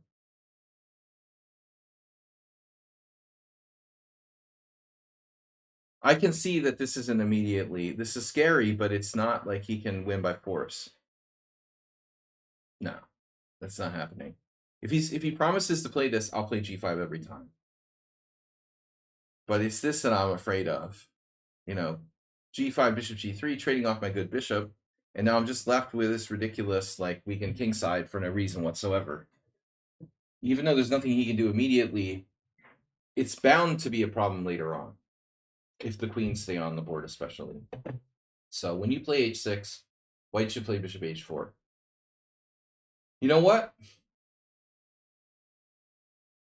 I think you should seriously be very, very careful here. And the optimal way to play this is probably something like knight on bd7 and breaking the pin with the old either queen b8 or queen c7 like in the semi-Slav. But you could consider the passive bishop e7. Not ideal, obviously. All right, but this move, is very different. So now you went knight g4. Okay. It's a subtle move. Dude, you have an interesting way of playing blindfold chess, man. I would say not. You're not the typical blindfold chess player. That's impressive that you played this blindfold. I wouldn't want to go in for this kind of stuff blindfold. Maybe after I practice. I haven't practiced. I tried a game last week. I lost a piece. 10 moves. I was playing poker. And I played a blindfold game on my phone while I was playing poker, and so I was multitasking. But I basically managed to, with white, lose a piece in like 12 moves and resign. I'd want to keep it safe. This is not safe. But this move is, well, I mean, that's unbelievable, frankly. Like, your opponent might have been blindfolded. Or just blind. Now, you didn't want to do, like, bishop takes h2 check. Because that would be, like, too easy, right? Bishop takes a2 check, king here. Queen h4, and then he has the devastating queen takes g4. This is still good for you, but he can avert getting mated immediately. So queen h4, and now h3. So this was actually like a very serious inaccuracy by you. Major inaccuracy. Do you have the mate there? You have a really neat move, by the way. I just want to point this out. That he has He has knight takes e3, pawn takes e3, bishop takes. This is a rare combination. Bishop takes g2. I don't know if you saw this. I mean, you didn't see it, but I actually don't know if I've ever seen this exact combo sequence. Bishop takes g2, and if takes, then of course it's mate. You thought queen h3 was cooler. Say what? Oh my gosh. Wow, that is cooler. Dude, you saw this in blindfold? I want to see a match between you and Nedog. Sighted Nedog versus blind Spectacular Camel. Dude, that's brilliant. Are you serious? I didn't see that with my eyes on.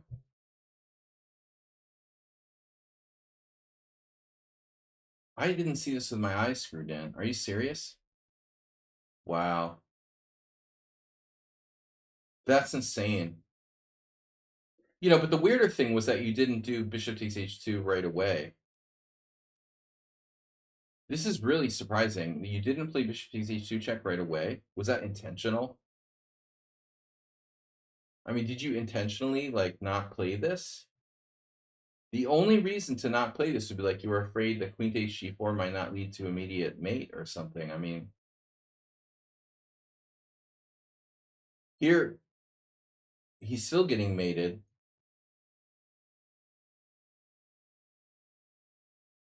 But it feels like he should be able to avoid getting mated somehow. But not as easy as it looks, because if you play f3, then queen h4 anyway, and like he's still getting mated. Maybe knight f3, and like he's still getting mated. He's still getting mated in like every variation. It's unbelievable.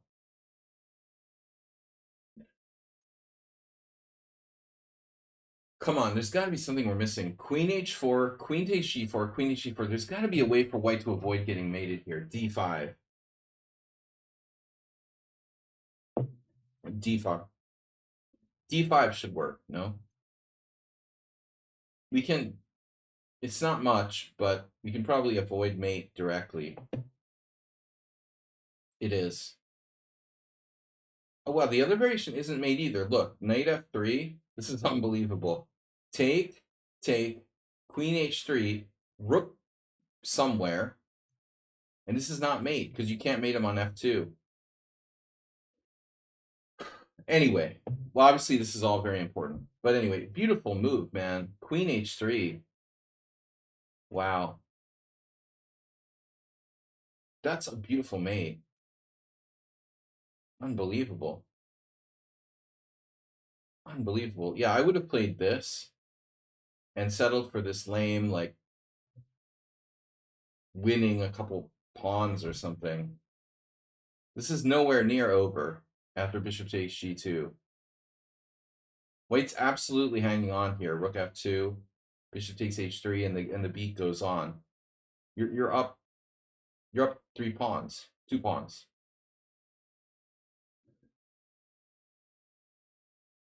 That is amazing. Mate. Asterbate, what do you think, man? Asterbate, have you ever gotten this mate on someone? That's Asterbate's favorite mate. That's his favorite diagonal. I mean, dude, if this guy found out that you played that guy in blindfold, he would have committed suicide already. Or like signed you up for Mensa or something.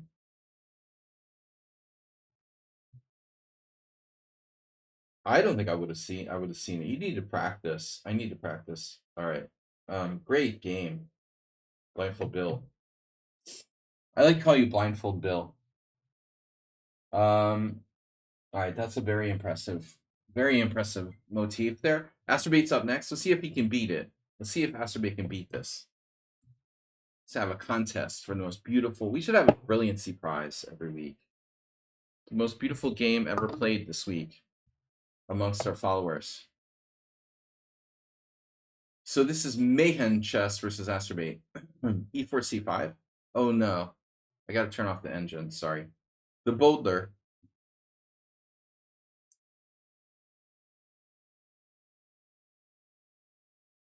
Yeah, Astrobate, I don't know what to tell you, man. I know you even played, Astrobate's even played some games with G6 lately. I've seen some instances of him playing G6. I think if you play G6 on move 1, there's still going to be a lot of people who go here. There's a slightly higher like percentage chance of knight f3, and then you can play c5. You'll be back to stage 1, and it's like you can't avoid this garbage.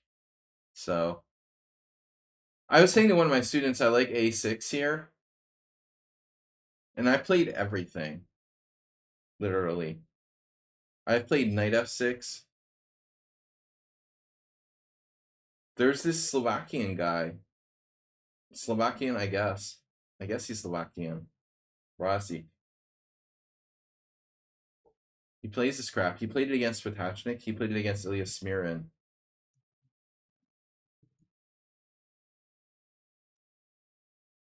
And here I was wondering what Black's best move is. So look at this shit. Frere Rabbit. Frere played knight fd7, but why? Why not this? I mean, your bishop's, it's like a French bishop anyway. Black should play bishop d7. Diabetes. Diabetes. What do you call it when Iovadas gives a diatribe? All right. It's very Latin. It's a very Latin thing. Bishop c4. It's a diabetes. 2 of everything, please. And lots of sugar. All right, so check it out. Queen h5. Why play queen h5? Why not just like bishop takes f7 check first? Seriously. Queen h5. Because this is subtler than queen f3. No, thank God you didn't fall for knight f6, because that's very tempting. I wonder if Astrobate's ever ventured like d5 here. It's not so good because of queen takes d5. I won beer and I'm like silly. I'm sorry. I'm going to have a rest. Forget my game or simul. Cheater fatigue. It's not easy being a cheater, Gina Rook. All right, queen h5.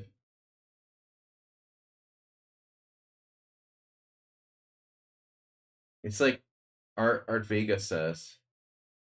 It's not easy being sleazy, but it's fun.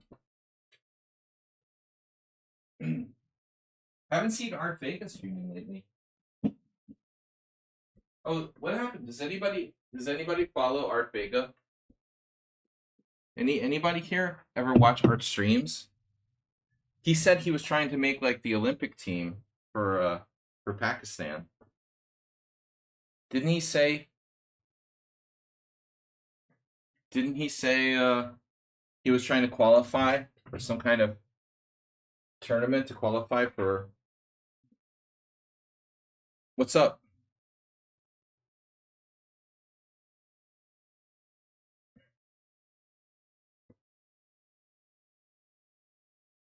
Greek, Latin, whatever. It's an ancient language. Oh.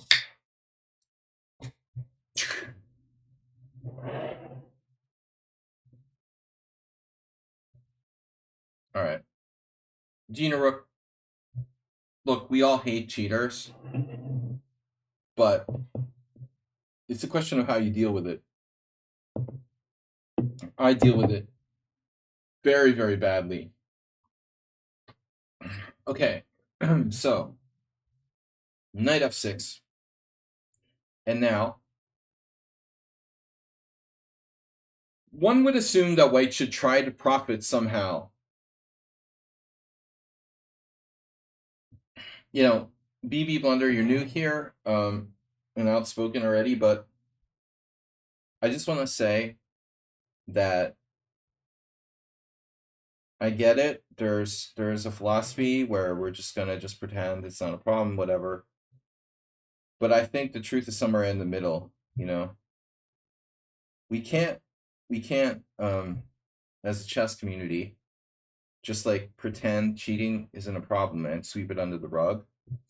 At the same time, we can't let it destroy chess. So it's it's not enough to ignore it. It's also not enough to. It's not good to let it make us not want to play chess. It destroys the game. Blah blah blah. We have to constructively deal with it. And over the board, that's happening. Your Simon Club. But I think White's move here is very likely. Well, I mean, White's position is bad, and objectively, maybe his move is the best move. But I think it's natural to want to try to justify. It's natural to want to try to justify White's position, but there just is no good square for the queen. This is bad. This is vulnerable to c8 bishop. So if you play queen h3, you're just like getting hit by d5. Or are you? I mean, this is also a problem. So I guess queen d1 is just best. White lost a lot of time. So Asperby tries to blast him directly with d5. And I see no problem with this move. Not that I don't see no problem. I see one problem. The only problem with this move is guys who watch my stream for 7 years or less, raise your hands. What's the only problem with d5?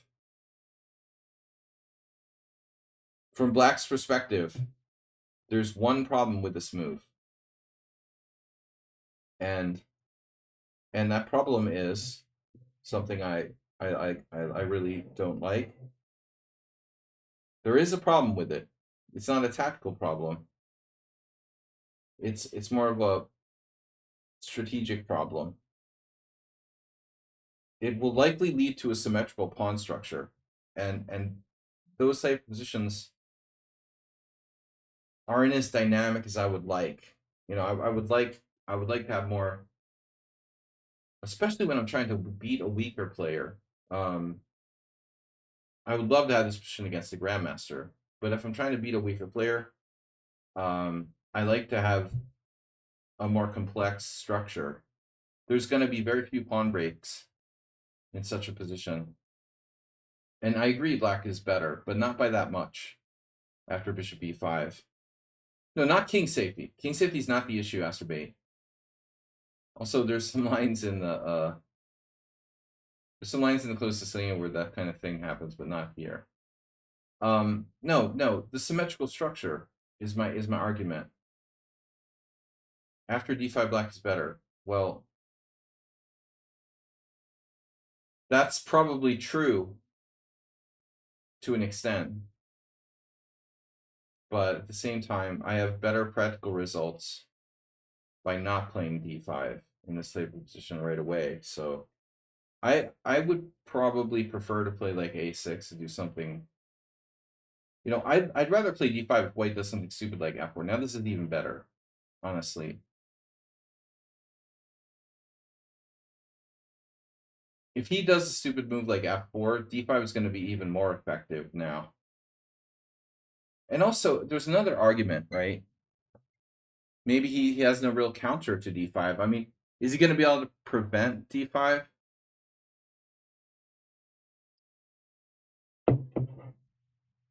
White can't prevent d5. You know what I mean? He could preempt it with like d3.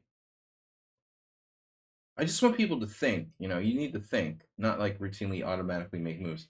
So after d5, this is what happens. Takes, bishop e5. Now there's a major what I would call like battle line here. And it's really the question of this versus this.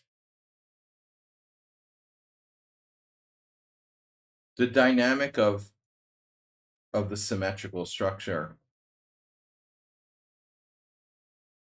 I see this a lot in exchange, French, Petrov, Aliakhine exchange variation.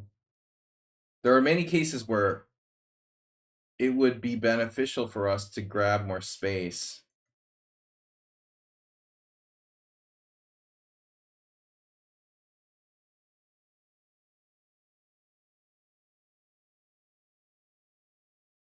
So I think around this point, Black needs to start thinking about whether or not such a move like d4 is worthwhile.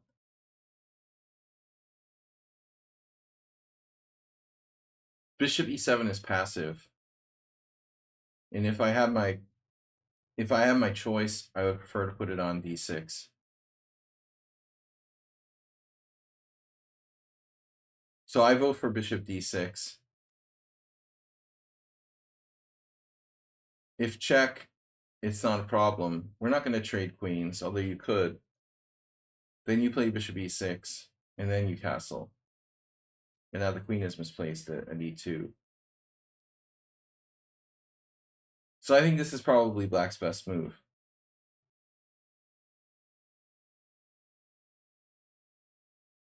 I don't like bishop e6, voluntarily playing this move.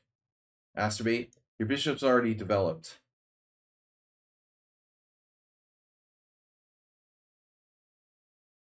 It's already developed. It doesn't need to develop. d5 supported. What you need to do is get your king to a safe position. If you play bishop d6, queen e2 check, we don't do this.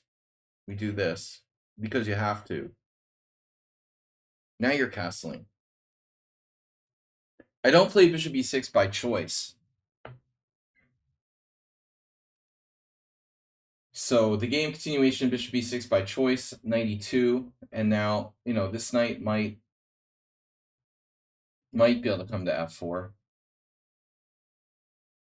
White should probably play d4 now. Position, I would say, is about equal after d4. Approximately equal. Peter thinks that black has an advantage already. Interesting.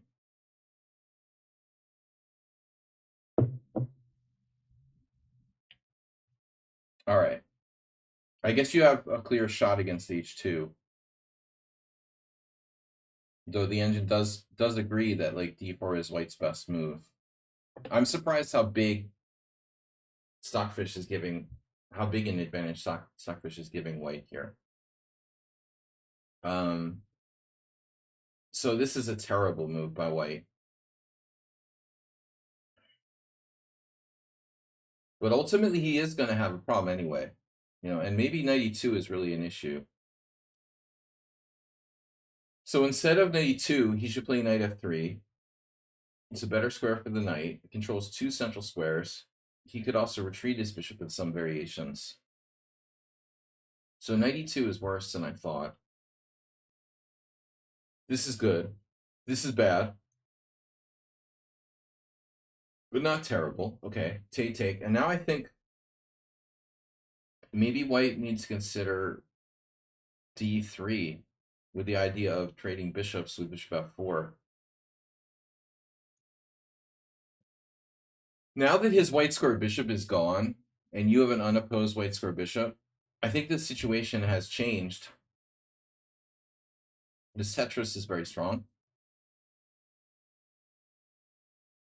And because he doesn't have a white square bishop, these white square pawns are his substitute. If he plays d4 without a white square bishop, then for the rest of the game, all the white squares look really, really soft here. So my point is that like it might be better for him to do d3 and forget about d4 and just accept the fact that he's slightly worse. He castles. You play castles, and he plays d4. But then again, boom. No control of white squares. Rook c8 is horrifying. Rook c8 is, I know what you're doing. I know what you're doing. Does anyone else know why Astrobate played Rook c8? Or just me? You get a cookie if you guess why he played this. You need to understand some really warped thinking. It's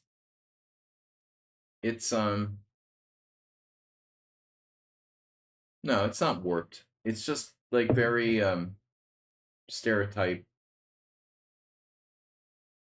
Yeah, Rook b8 is a better square.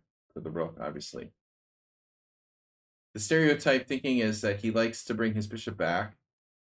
He doesn't want to cut his rook off, and he's playing like queen c7 or queen d6 and playing for mate here. But it doesn't really make sense, you know? Because at the end of the day, you're going to see whatever white, first of all, he could just play like bishop f4, and he's trading off your bishop anyway. So what good does your rook do here? Nothing. No, Asteroid, you need to stop playing like pre-baked ideas and understand that every single game you play is a new position. This is a new position. This is a different position than any other chess game you ever played. You can't play your dogmatic, rook c8, bishop b8, queen c7, irregardless of what the opponent is doing. Yeah, rook e8 is another idea.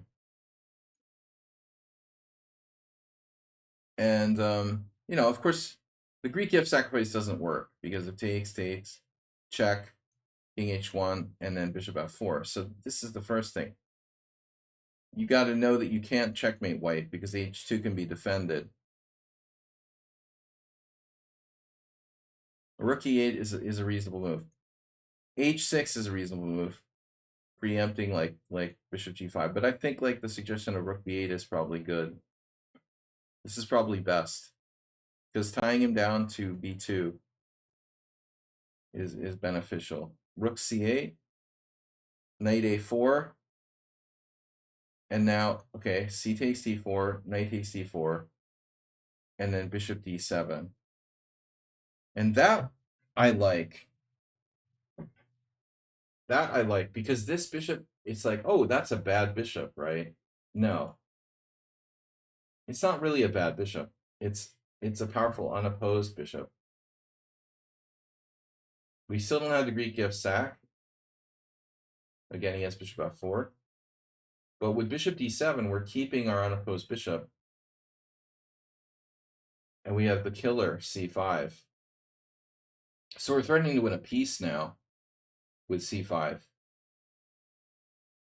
So objectively, white would like to play like b4 and blockade, but it's just hanging for bishop takes b4. So it's difficult to suggest a move here for white. And then the fact that rook c8 actually helps now because you're supporting c5. I mean, rook c8 wasn't that bad, but it wasn't as good as rook d8. But knight f3, and then c5, and now he just drops a piece. I mean, okay.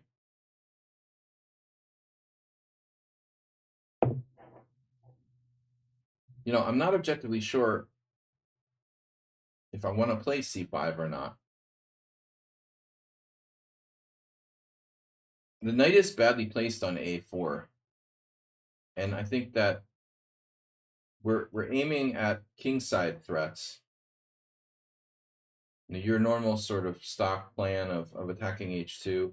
So I think that most people would say maybe bishop g4.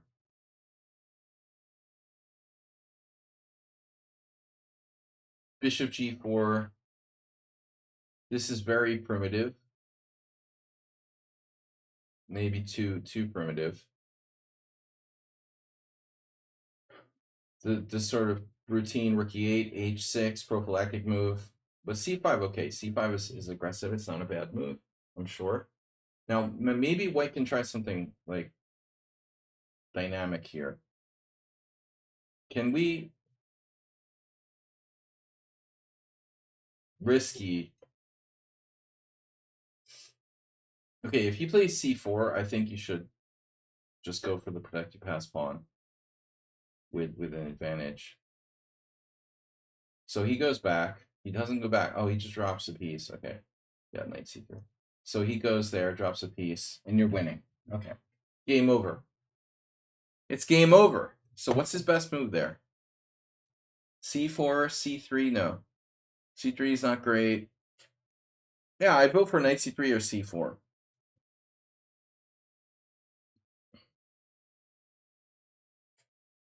b3. B3 is ugly, but it's just a bad pawn structure. You have to give up your good bishop to do that. Well, a good bishop, unopposed. So you have a big advantage here. He drops a piece, and it's winning. Dude should take your central pawn because it's a central pawn, and that's his last remote. Nah, this is bad too. You have bishop c6. Yeah, never mind. It's just over. It's over.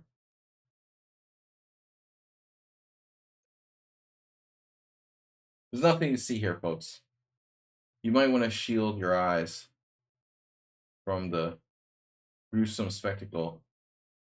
That nice try though. He got one little cheap shot at mate on the back rank.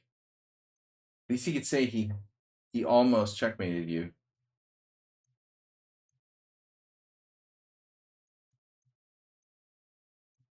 And that's it.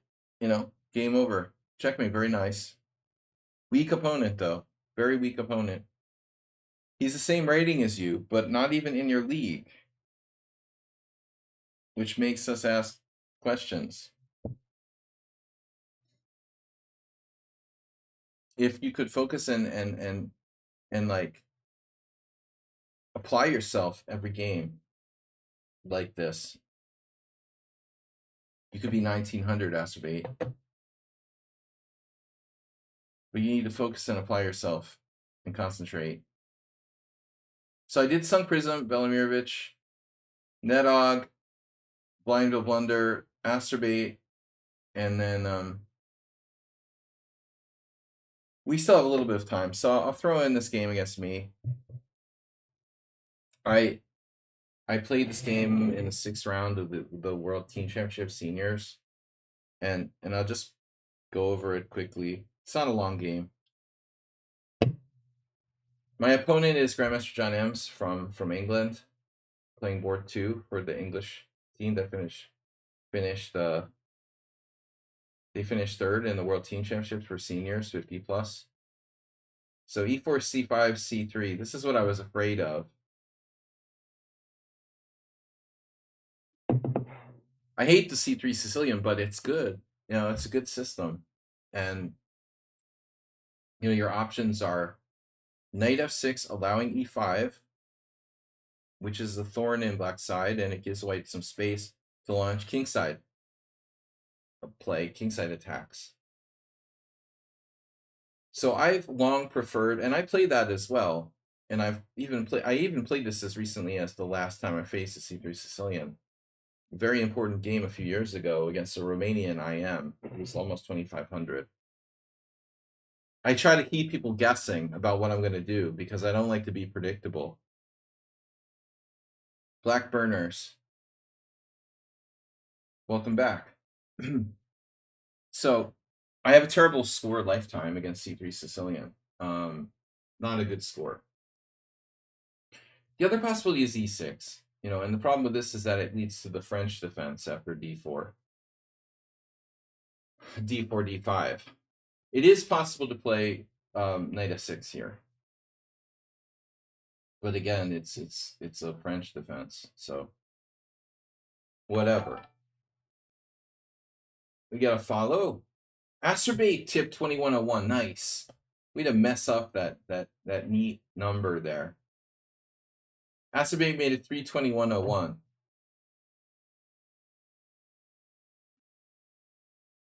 Thank you, sir. Very generous.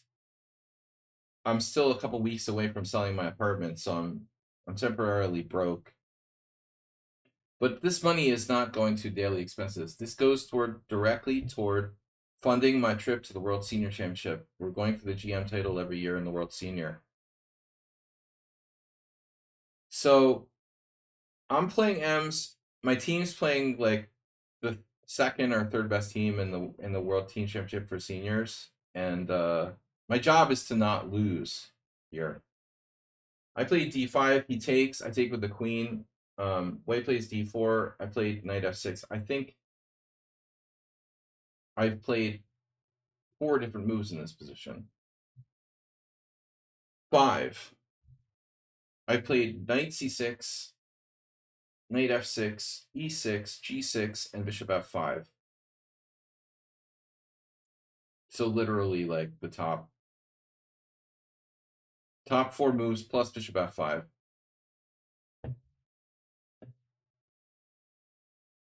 But against M's, I want to be safe. So this is the safest move. Developing the kingside pieces. I mean, you know, it's a pretty open position already, and like both kings are still in the center. If you're playing the Sicilian defense, do not let it out of your mind that fundamentally it's a hypermodern opening where you're not developing the kingside as fast as like e4, e5. So you have to be mindful that you want to get your king to a safe position if possible. And I think rather than go like knight c6, which looks more aggressive, my first priority here is to develop my king side and get my king to a safe position. White plays knight f3, and now you have several options. Knight c6, e6, and g6. There was a time when I used to play bishop g4, but I think this move is a lot of flash. I'm surprised at how good score is here for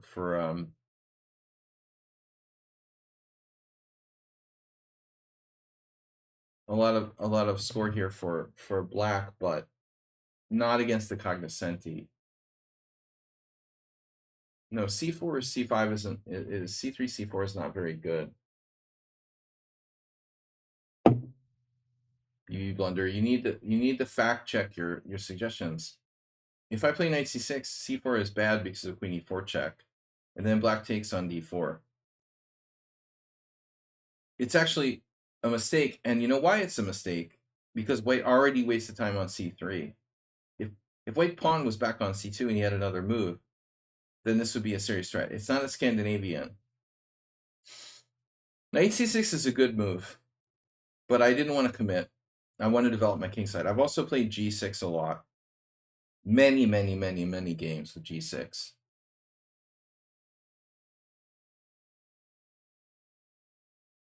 There's a problem here for black, though.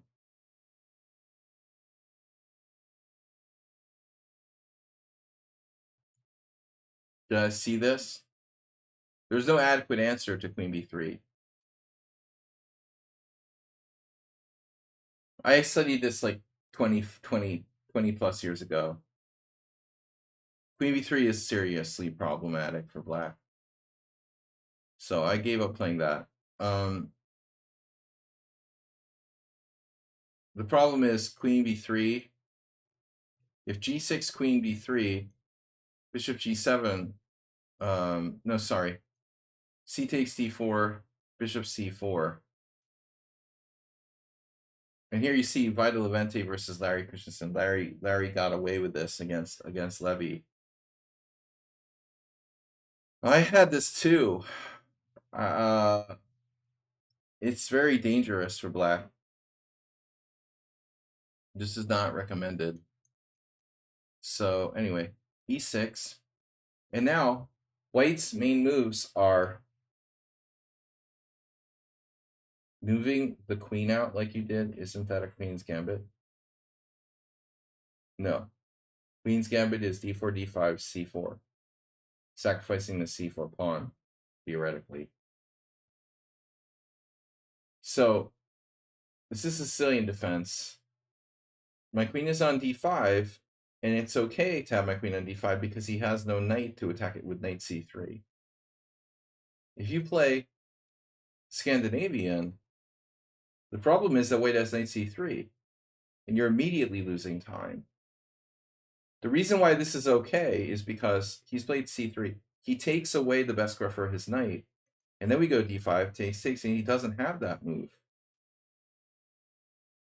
The only reason why it's justified for me to bring my queen out in the opening on move 3 is the fact that white's knight does not have an ability to attack it. He cannot attack me in a profitable way.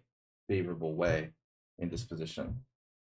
And I told Asterbate today, you got to be careful about this type of move. If you exchange pawns, you give him knight here. Here, here, here, here. And I was very surprised because this move is the least aggressive of White's options. Normally, White plays like knight a3 or this. Or this. More active square. Ems himself, it was funny because before the game I had prepared and I had noticed that Ems himself, John had played some games with black or some game with black himself where he did like, there was something with bishop b5, and I don't remember if it's like this. I don't think so. Maybe pawn takes pawn, pawn takes pawn. Bishop b4 check, knight c3, and then bishop d7, castles, bishop takes c3, b takes c. There's some ideas where you do this. And I'm not sure this was the exact position.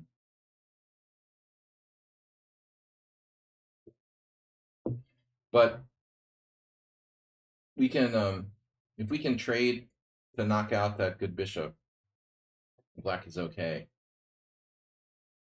But see, the whole dynamic is different because the guy goes here now.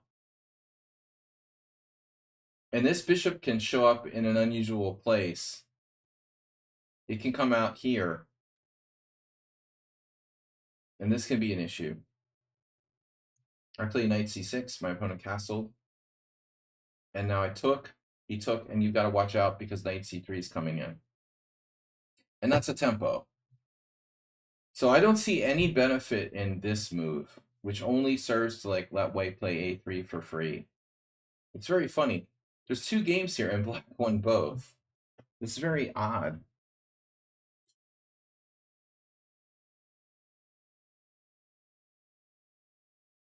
Turn on the engine. White's best move is a3. I mean, it doesn't take like a brain surgeon to figure this out. It's really unbelievable. Knight c3 is okay too, but this move has no point. Okay, bishop e7, knight c3. Now, we have like an absolutely standard position. I have had this before, and it's been a while. So I couldn't remember exactly the theory, and I didn't expect this variation, but the question is like, where do you put your queen? Here, here, here, here, here, here. How do you know where to put your queen, right?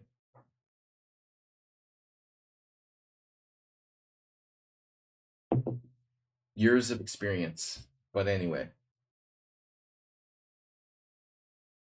we go here because the queen, we can say, derives some benefit from the fact that it developed for free out to d5. I don't want to play like absolute. I could play queen d8, but it's a bit passive. So I want to go to d6 to try to keep the queen more active. I remember having some game where someone played this. I castled, and we played like bishop takes f6. This is completely lame. Bishop takes f6, bishop takes f6, knight e4, and white. My opponent was like playing for a draw or something. Knight takes f6, queen takes f6. This is nothing. So after queen d6, black plays boom. And now I couldn't remember if I'm supposed to put my queen on b8 or d8. But the only thing I did remember was the last time I played this position, which was probably like a few years ago in a blitz game, probably on my stream. I think I played queen b8, and then I got in some kind of trouble. and looked at it afterwards, and I remember thinking like, okay, queen b8, g3, a6. Sorry, queen b8, g3, knight d5, bishop c4, a6, bishop takes d5. And I had this position 30 years ago in a blitz tournament at a friend of mine's house against this guy who's on my Facebook friends. Teddy Edward, I'm losing my mind.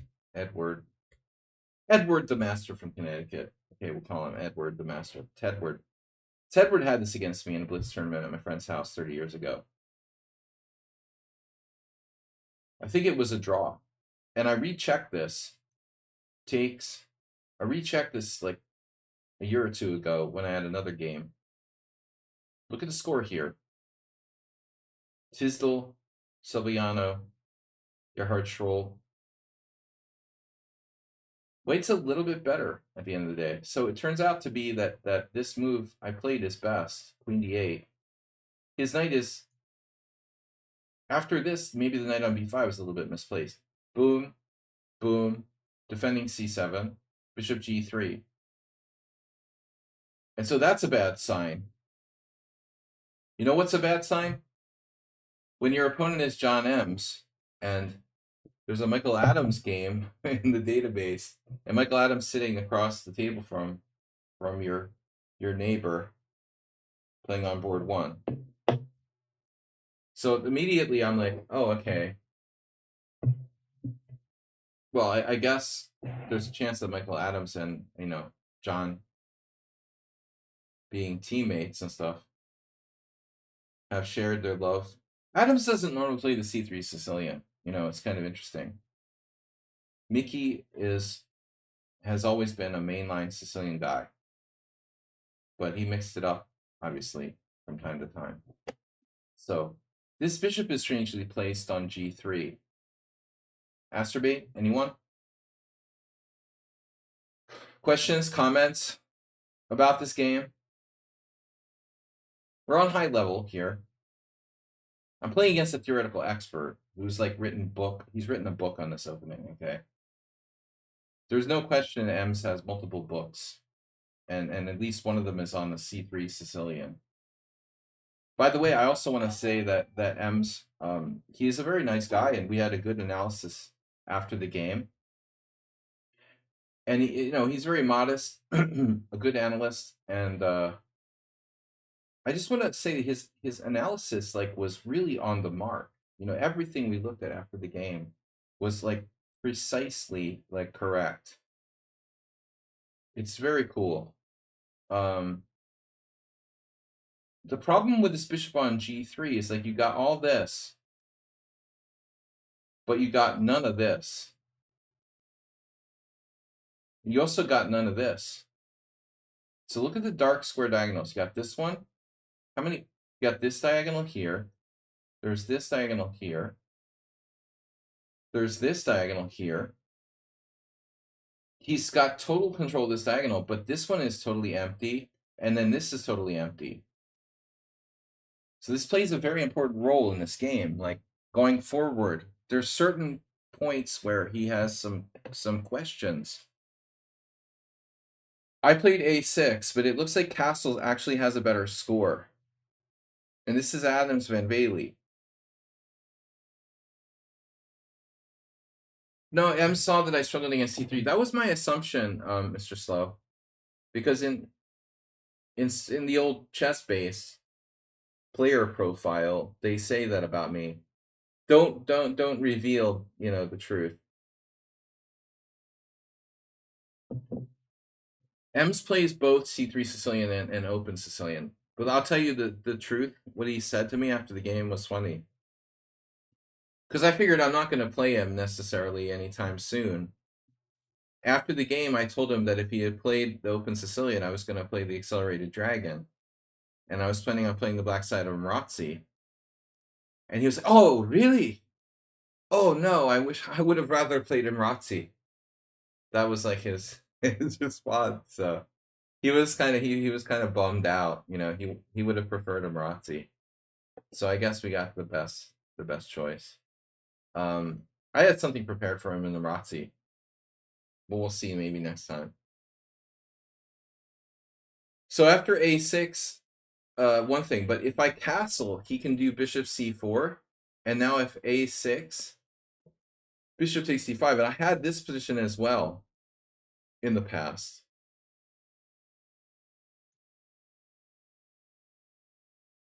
And this is really interesting because it looks like if you don't take on d5, you don't equalize. So this is scary. You have to take his white square bishop. He goes here, and then you have to play rook b8. Check this out. Because rook a7 isn't as good. Rook b8, and that's obviously like a very scary thing to do. I mean, put your rook in that diagonal. And even here, white has a plus score. Anyway, I don't know. a6 seems simpler to me. This move like slightly weakens my position. a6. You know what's a good sign there? Tibiakov is playing the black side of this, but he lost. Who doesn't like a Marazzi? Yeah, right. Never play c4. Yeah. But he had no guarantee that that would be the case. The thing is, like, the reason why he chose, the truth is why he played the c3 Sicilian is like why most people don't play e4 against me, because I have a shitload of things that I play. Most grandmasters play d4 against me if they have a choice, because they know that if they play d4, I have less options. I find that almost all grandmasters play d4 against me when they're white. If they play e4, there's like 6 different things I can play. Whereas against d4, there's only like 2 or 3. But if you only play e4, then the thing is, like, you don't know which variation of the Sicilian I'm going to play, because I have like 4 or 5 different lines that I play. So his problem was that if he plays c3 Sicilian, he knows it's a c3 Sicilian. But if he plays the open Sicilian, I can play like 5 different things. So he had no way of being guaranteed it was Marazzi. He was probably concerned I would play something else, like a Richter Rauser or something sharper. You know, I only played one Open Sicilian in the World Team Championship, and it was I played a Godiva variation or whatever it's called with Queen b6. So the only line. I didn't play a single Sicilian main line this whole tournament. I didn't get a lot of e4, but all right, knight c3, castles, and now, so Ems knows all the theory, and he knows that like rook c1 is the main line here, and I'm out of book now, and you can see I'm down half an hour on the clock.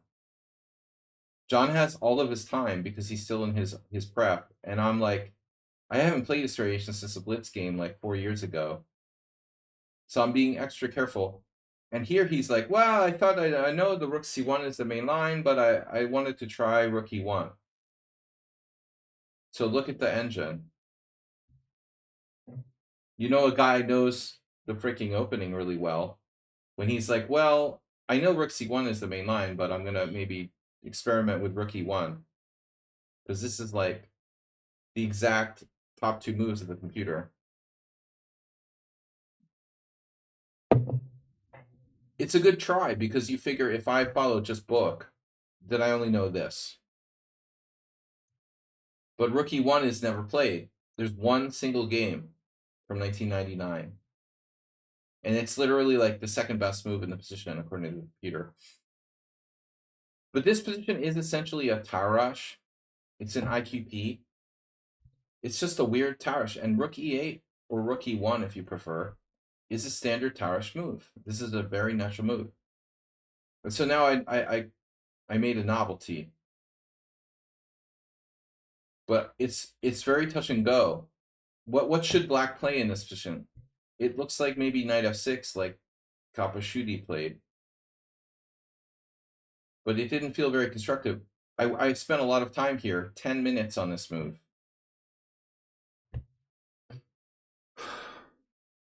It's not easy for black to decide what to play here. Knight takes c3 is a concession. Objectively, I think that's playable. Rook e8. I almost played rook e8, but then I had this like horrifying like fear that my opponent has no, sorry. Yeah, rook e8. Rook e8. What was my horrifying fear again? Rook e8. Rook e8. Rook e8 might not be that bad. What was my fear? What was my fear here? What was I thinking about?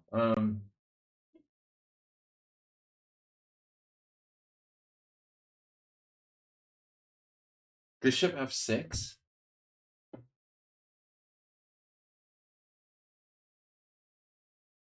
Gosh, I can't remember what it was I was thinking about playing. I spent 10 minutes on this position. I played bishop d7. Well, I mean, the problem is like this isn't a developing move. Oh, I know what it was. Well, no, I don't know what it was. What was I thinking about here? Bishop f6?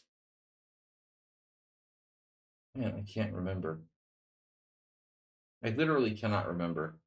Maybe if I turn on the engine, it'll help me. Knight f6 is the #1 move, apparently. I do not remember. All right. I spent 10 minutes. I played bishop d7, and now there's a problem. But John decided not to do it, but there's this line: takes, queen b3, attacking b7 and attacking d5. And so, you know, in my like feeble noob mind, I was prepared to play like bishop c8 if necessary.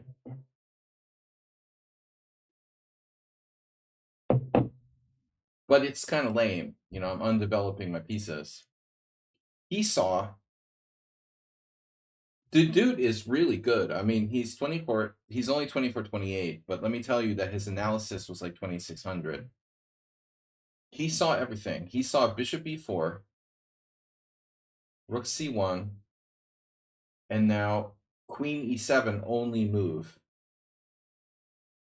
which defends the bishop here and attacks the bishop at e2.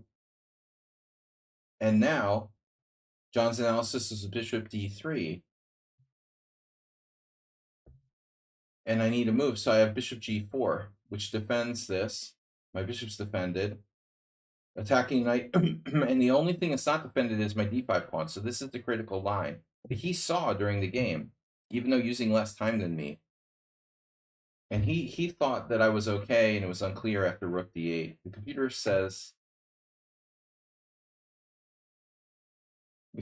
says like white is a tiny bit better. Yeah. Queen e4 threatening mate in 1. And then this doesn't look pleasant to me. I don't know. He might have missed something. Queen takes e4, bishop takes e4. Bishop takes f3. If bishop takes f3, knight takes d4. And the problem is John probably saw this. Knight e2 check. But what he missed was he can take with the pawn. This is really technical. He can take with the pawn. Well, this is my best shot anyway. And after knight takes e4, king f1. And then these bishops are like laser beaming my queen side. It's a draw, but I have to be really careful here. I would think like rook d7. I should be able to hold.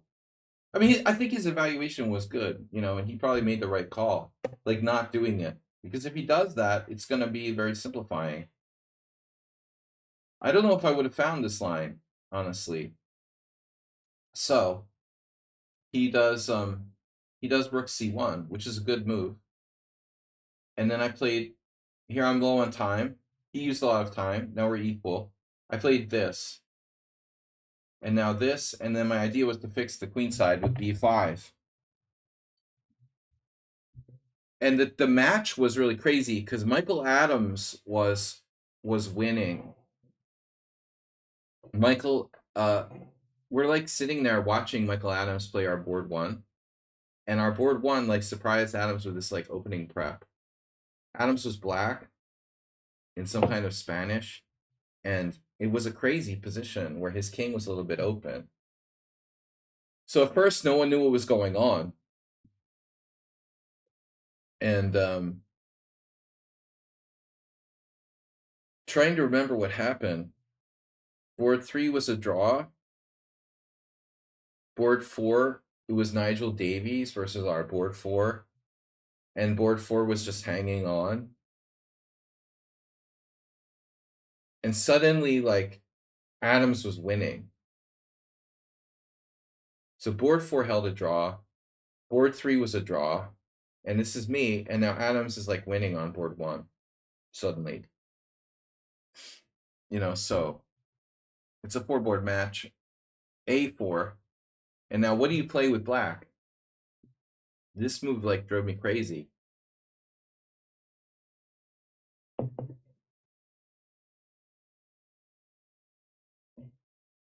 This is a great move. The guy played like perfectly.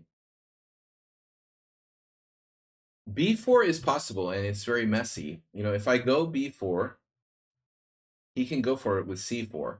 And now this roller. Aspirate, what did I tell you about bowling? It becomes very, very crazy here, and I was terrified of this like d-pawn running me down the middle. So I was like, I don't trust that. I almost played it. Then I realized, like, okay, what are my options? Like pushing b4, maintaining. I should maintain the tension, right? Maintain the blockade. I'm blockading. I'm blockading his hanging pawns. I'm okay, right? I'm okay until I'm not okay. Anybody want to tell me how I defend b5? Is anybody out there? In the words of the great late Steve Albini and Shellac. It's the end of radio. This is the end of radio. Is anybody out there? Can anybody hear me? This last broadcast. Someone tell me how you defend the b5 pawn.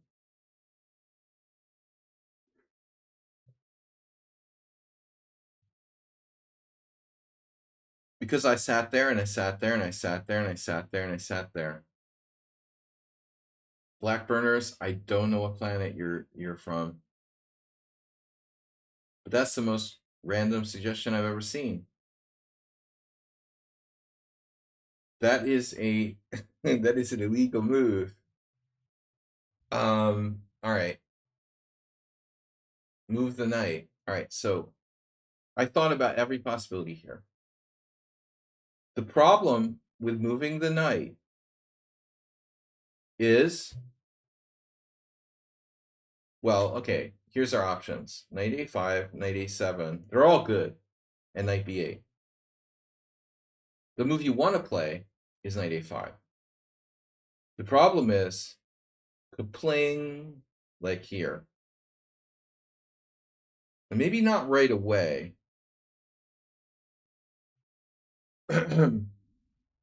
The concept of this and this and our friendly neighborhood, like 2 bishops on the have you ever been sliced up by Ginsu knives? That's how it feels like, something like that. This is not really what I wanted to see. I'm probably losing the exchange here with the Ginsu bishops. So when you look at knight a5, you're like, wait a minute. Whenever I play knight a5 in the Sicilian, I'm losing control of the center. Oh yeah, I remember. Oh yeah, that knight's controlling the center. Is that important? Wait, yeah. It's the only thing I have on the board that's controlling e5. So what I wanted to do was maintain b5 without moving my knight. This is not an option. b4 is dangerous. So that leaves me with like just leaving the pawn to drop, which isn't good. We're protecting it with my queen. And I was looking at this. I think this is the most obvious candidate move. Or queen a5. Queen a5 is bad because it does rob my knight of this square. And I always say queen a5 is always bad. So look at this. Not to say M's would have found it, but white has a large advantage after d5.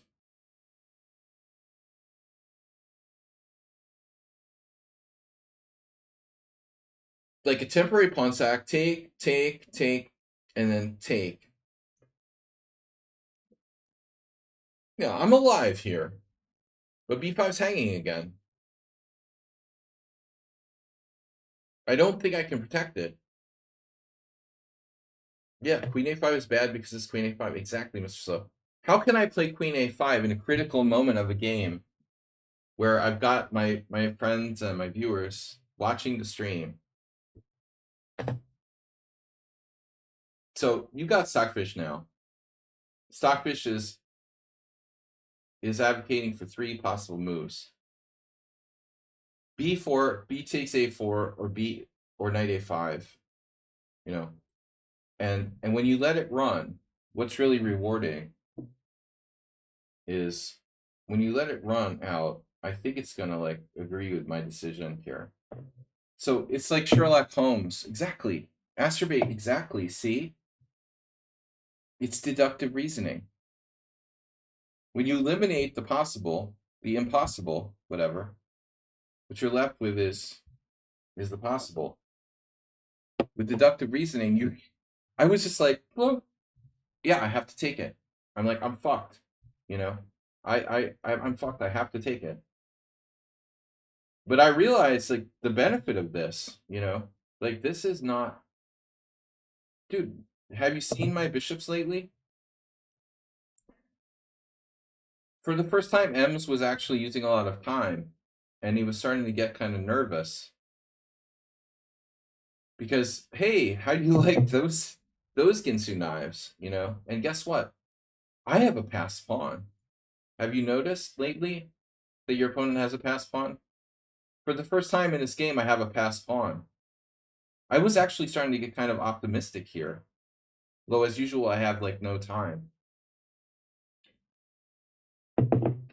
He has to take, or he's dead. And there is no discovery. This is the cool thing about this position. The Ginsus. If I go knight e5, he just moves his queen somewhere, and when I trade, it's like, where was I gonna put my rook again? Oh yeah, a7. While this might be possible, I don't feel very comfortable here with my rook on a7. Strictly speaking, as Spectacular Camel said, I may not be losing by force, but after, say, for example, like rook b1, I don't really feel good about this. This is very awkward.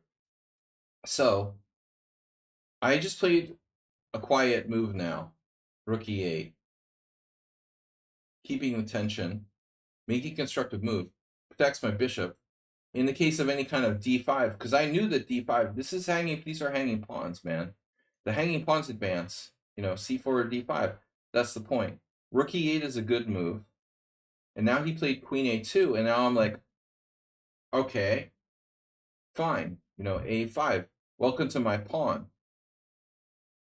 By the way, if I played a5 right away, he wanted me to play a5 right away. Boom. He has bishop e5. And John was the first, he mentioned this immediately after the game. This is a strong move. He fixes this bishop on b5 and then pressuring me here.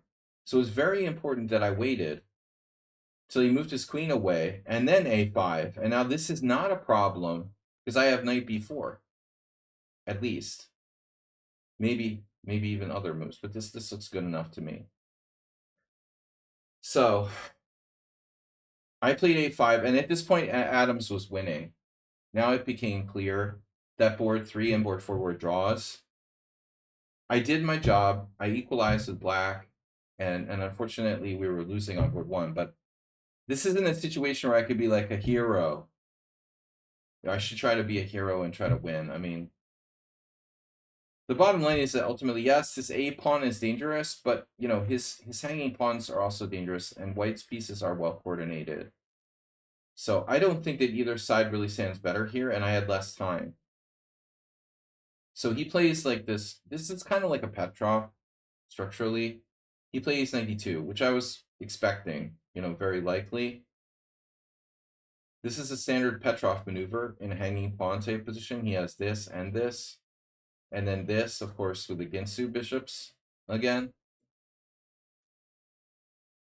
And then I was just like, yeah, well, I looked at bishop g5, and I didn't like it.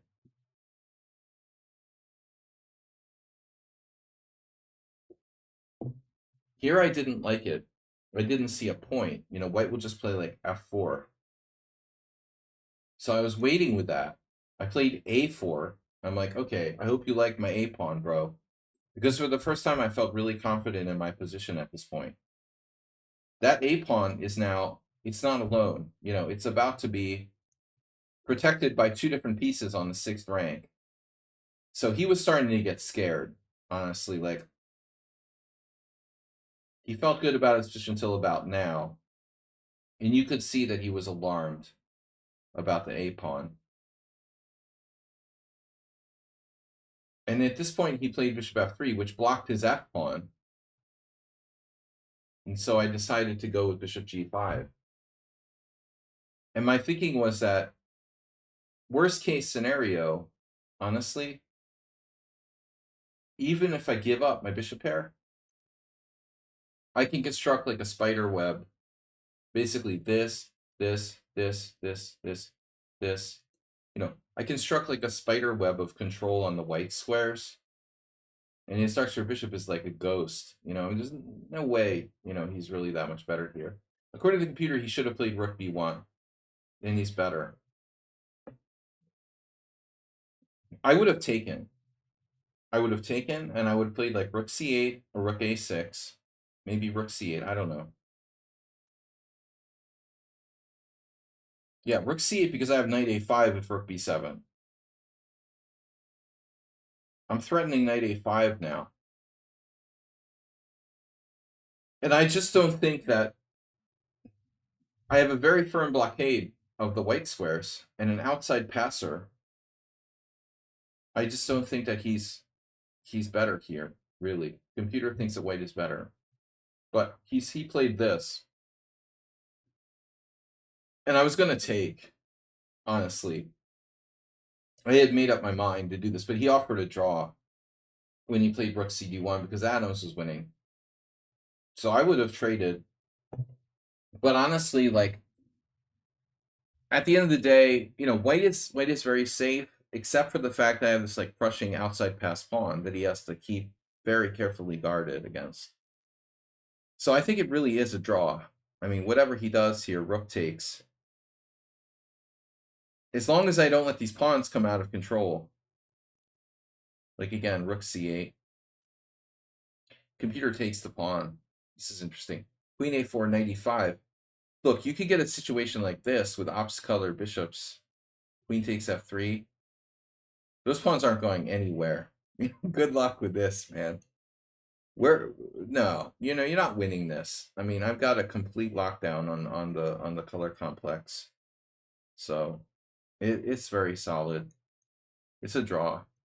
Anyway, that was our 6th round. And I'll try to share occasional games as I analyze them, but I was happy to accept draw here. Objectively, I was a tiny bit worse. We both had no time.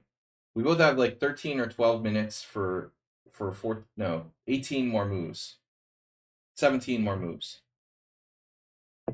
20, no, 18 more moves. We have to make the time control. We still have to make moves 23 through 40 to make the time control. And they win the match. And, he doesn't know if he's better here. But objectively, maybe I shouldn't sack that pawn on a4. So here's the question. What's the best move for black? Queen a5. Never play queen a5, Mr. Slow. Except if you got a pawn on a4 supported by a queen, bishop, and rook. Then it becomes, like, interesting. I think this might actually not be that bad. But here, things start to get sharp. If you play c4, look at this. This is totally insane. Very imbalanced position. a3. We looked at a bunch of lines with him after the game, and it's it's easy for white to go too far and just like collapse because the outside pawn is so scary, you know. So it was a good game. Anyway, all right, guys. Thanks for tuning in. Thanks, Mr. Slow and Asterbate for the gifts today, for the funds for Porto Santo World Senior. Hopefully, I can play in November in the World Senior. I appreciate your support, guys, and we'll be back tomorrow. Blitz chess in the morning, what I call the morning, otherwise known as noon, Central European time. Nice blindfold game today, Specular Camel, and I'll see you guys till sub day. No, I'll see you guys on Friday, but I'll see Mr. Slow on Sunday. Thanks everybody as always. Nedog. See you guys soon. Bye bye.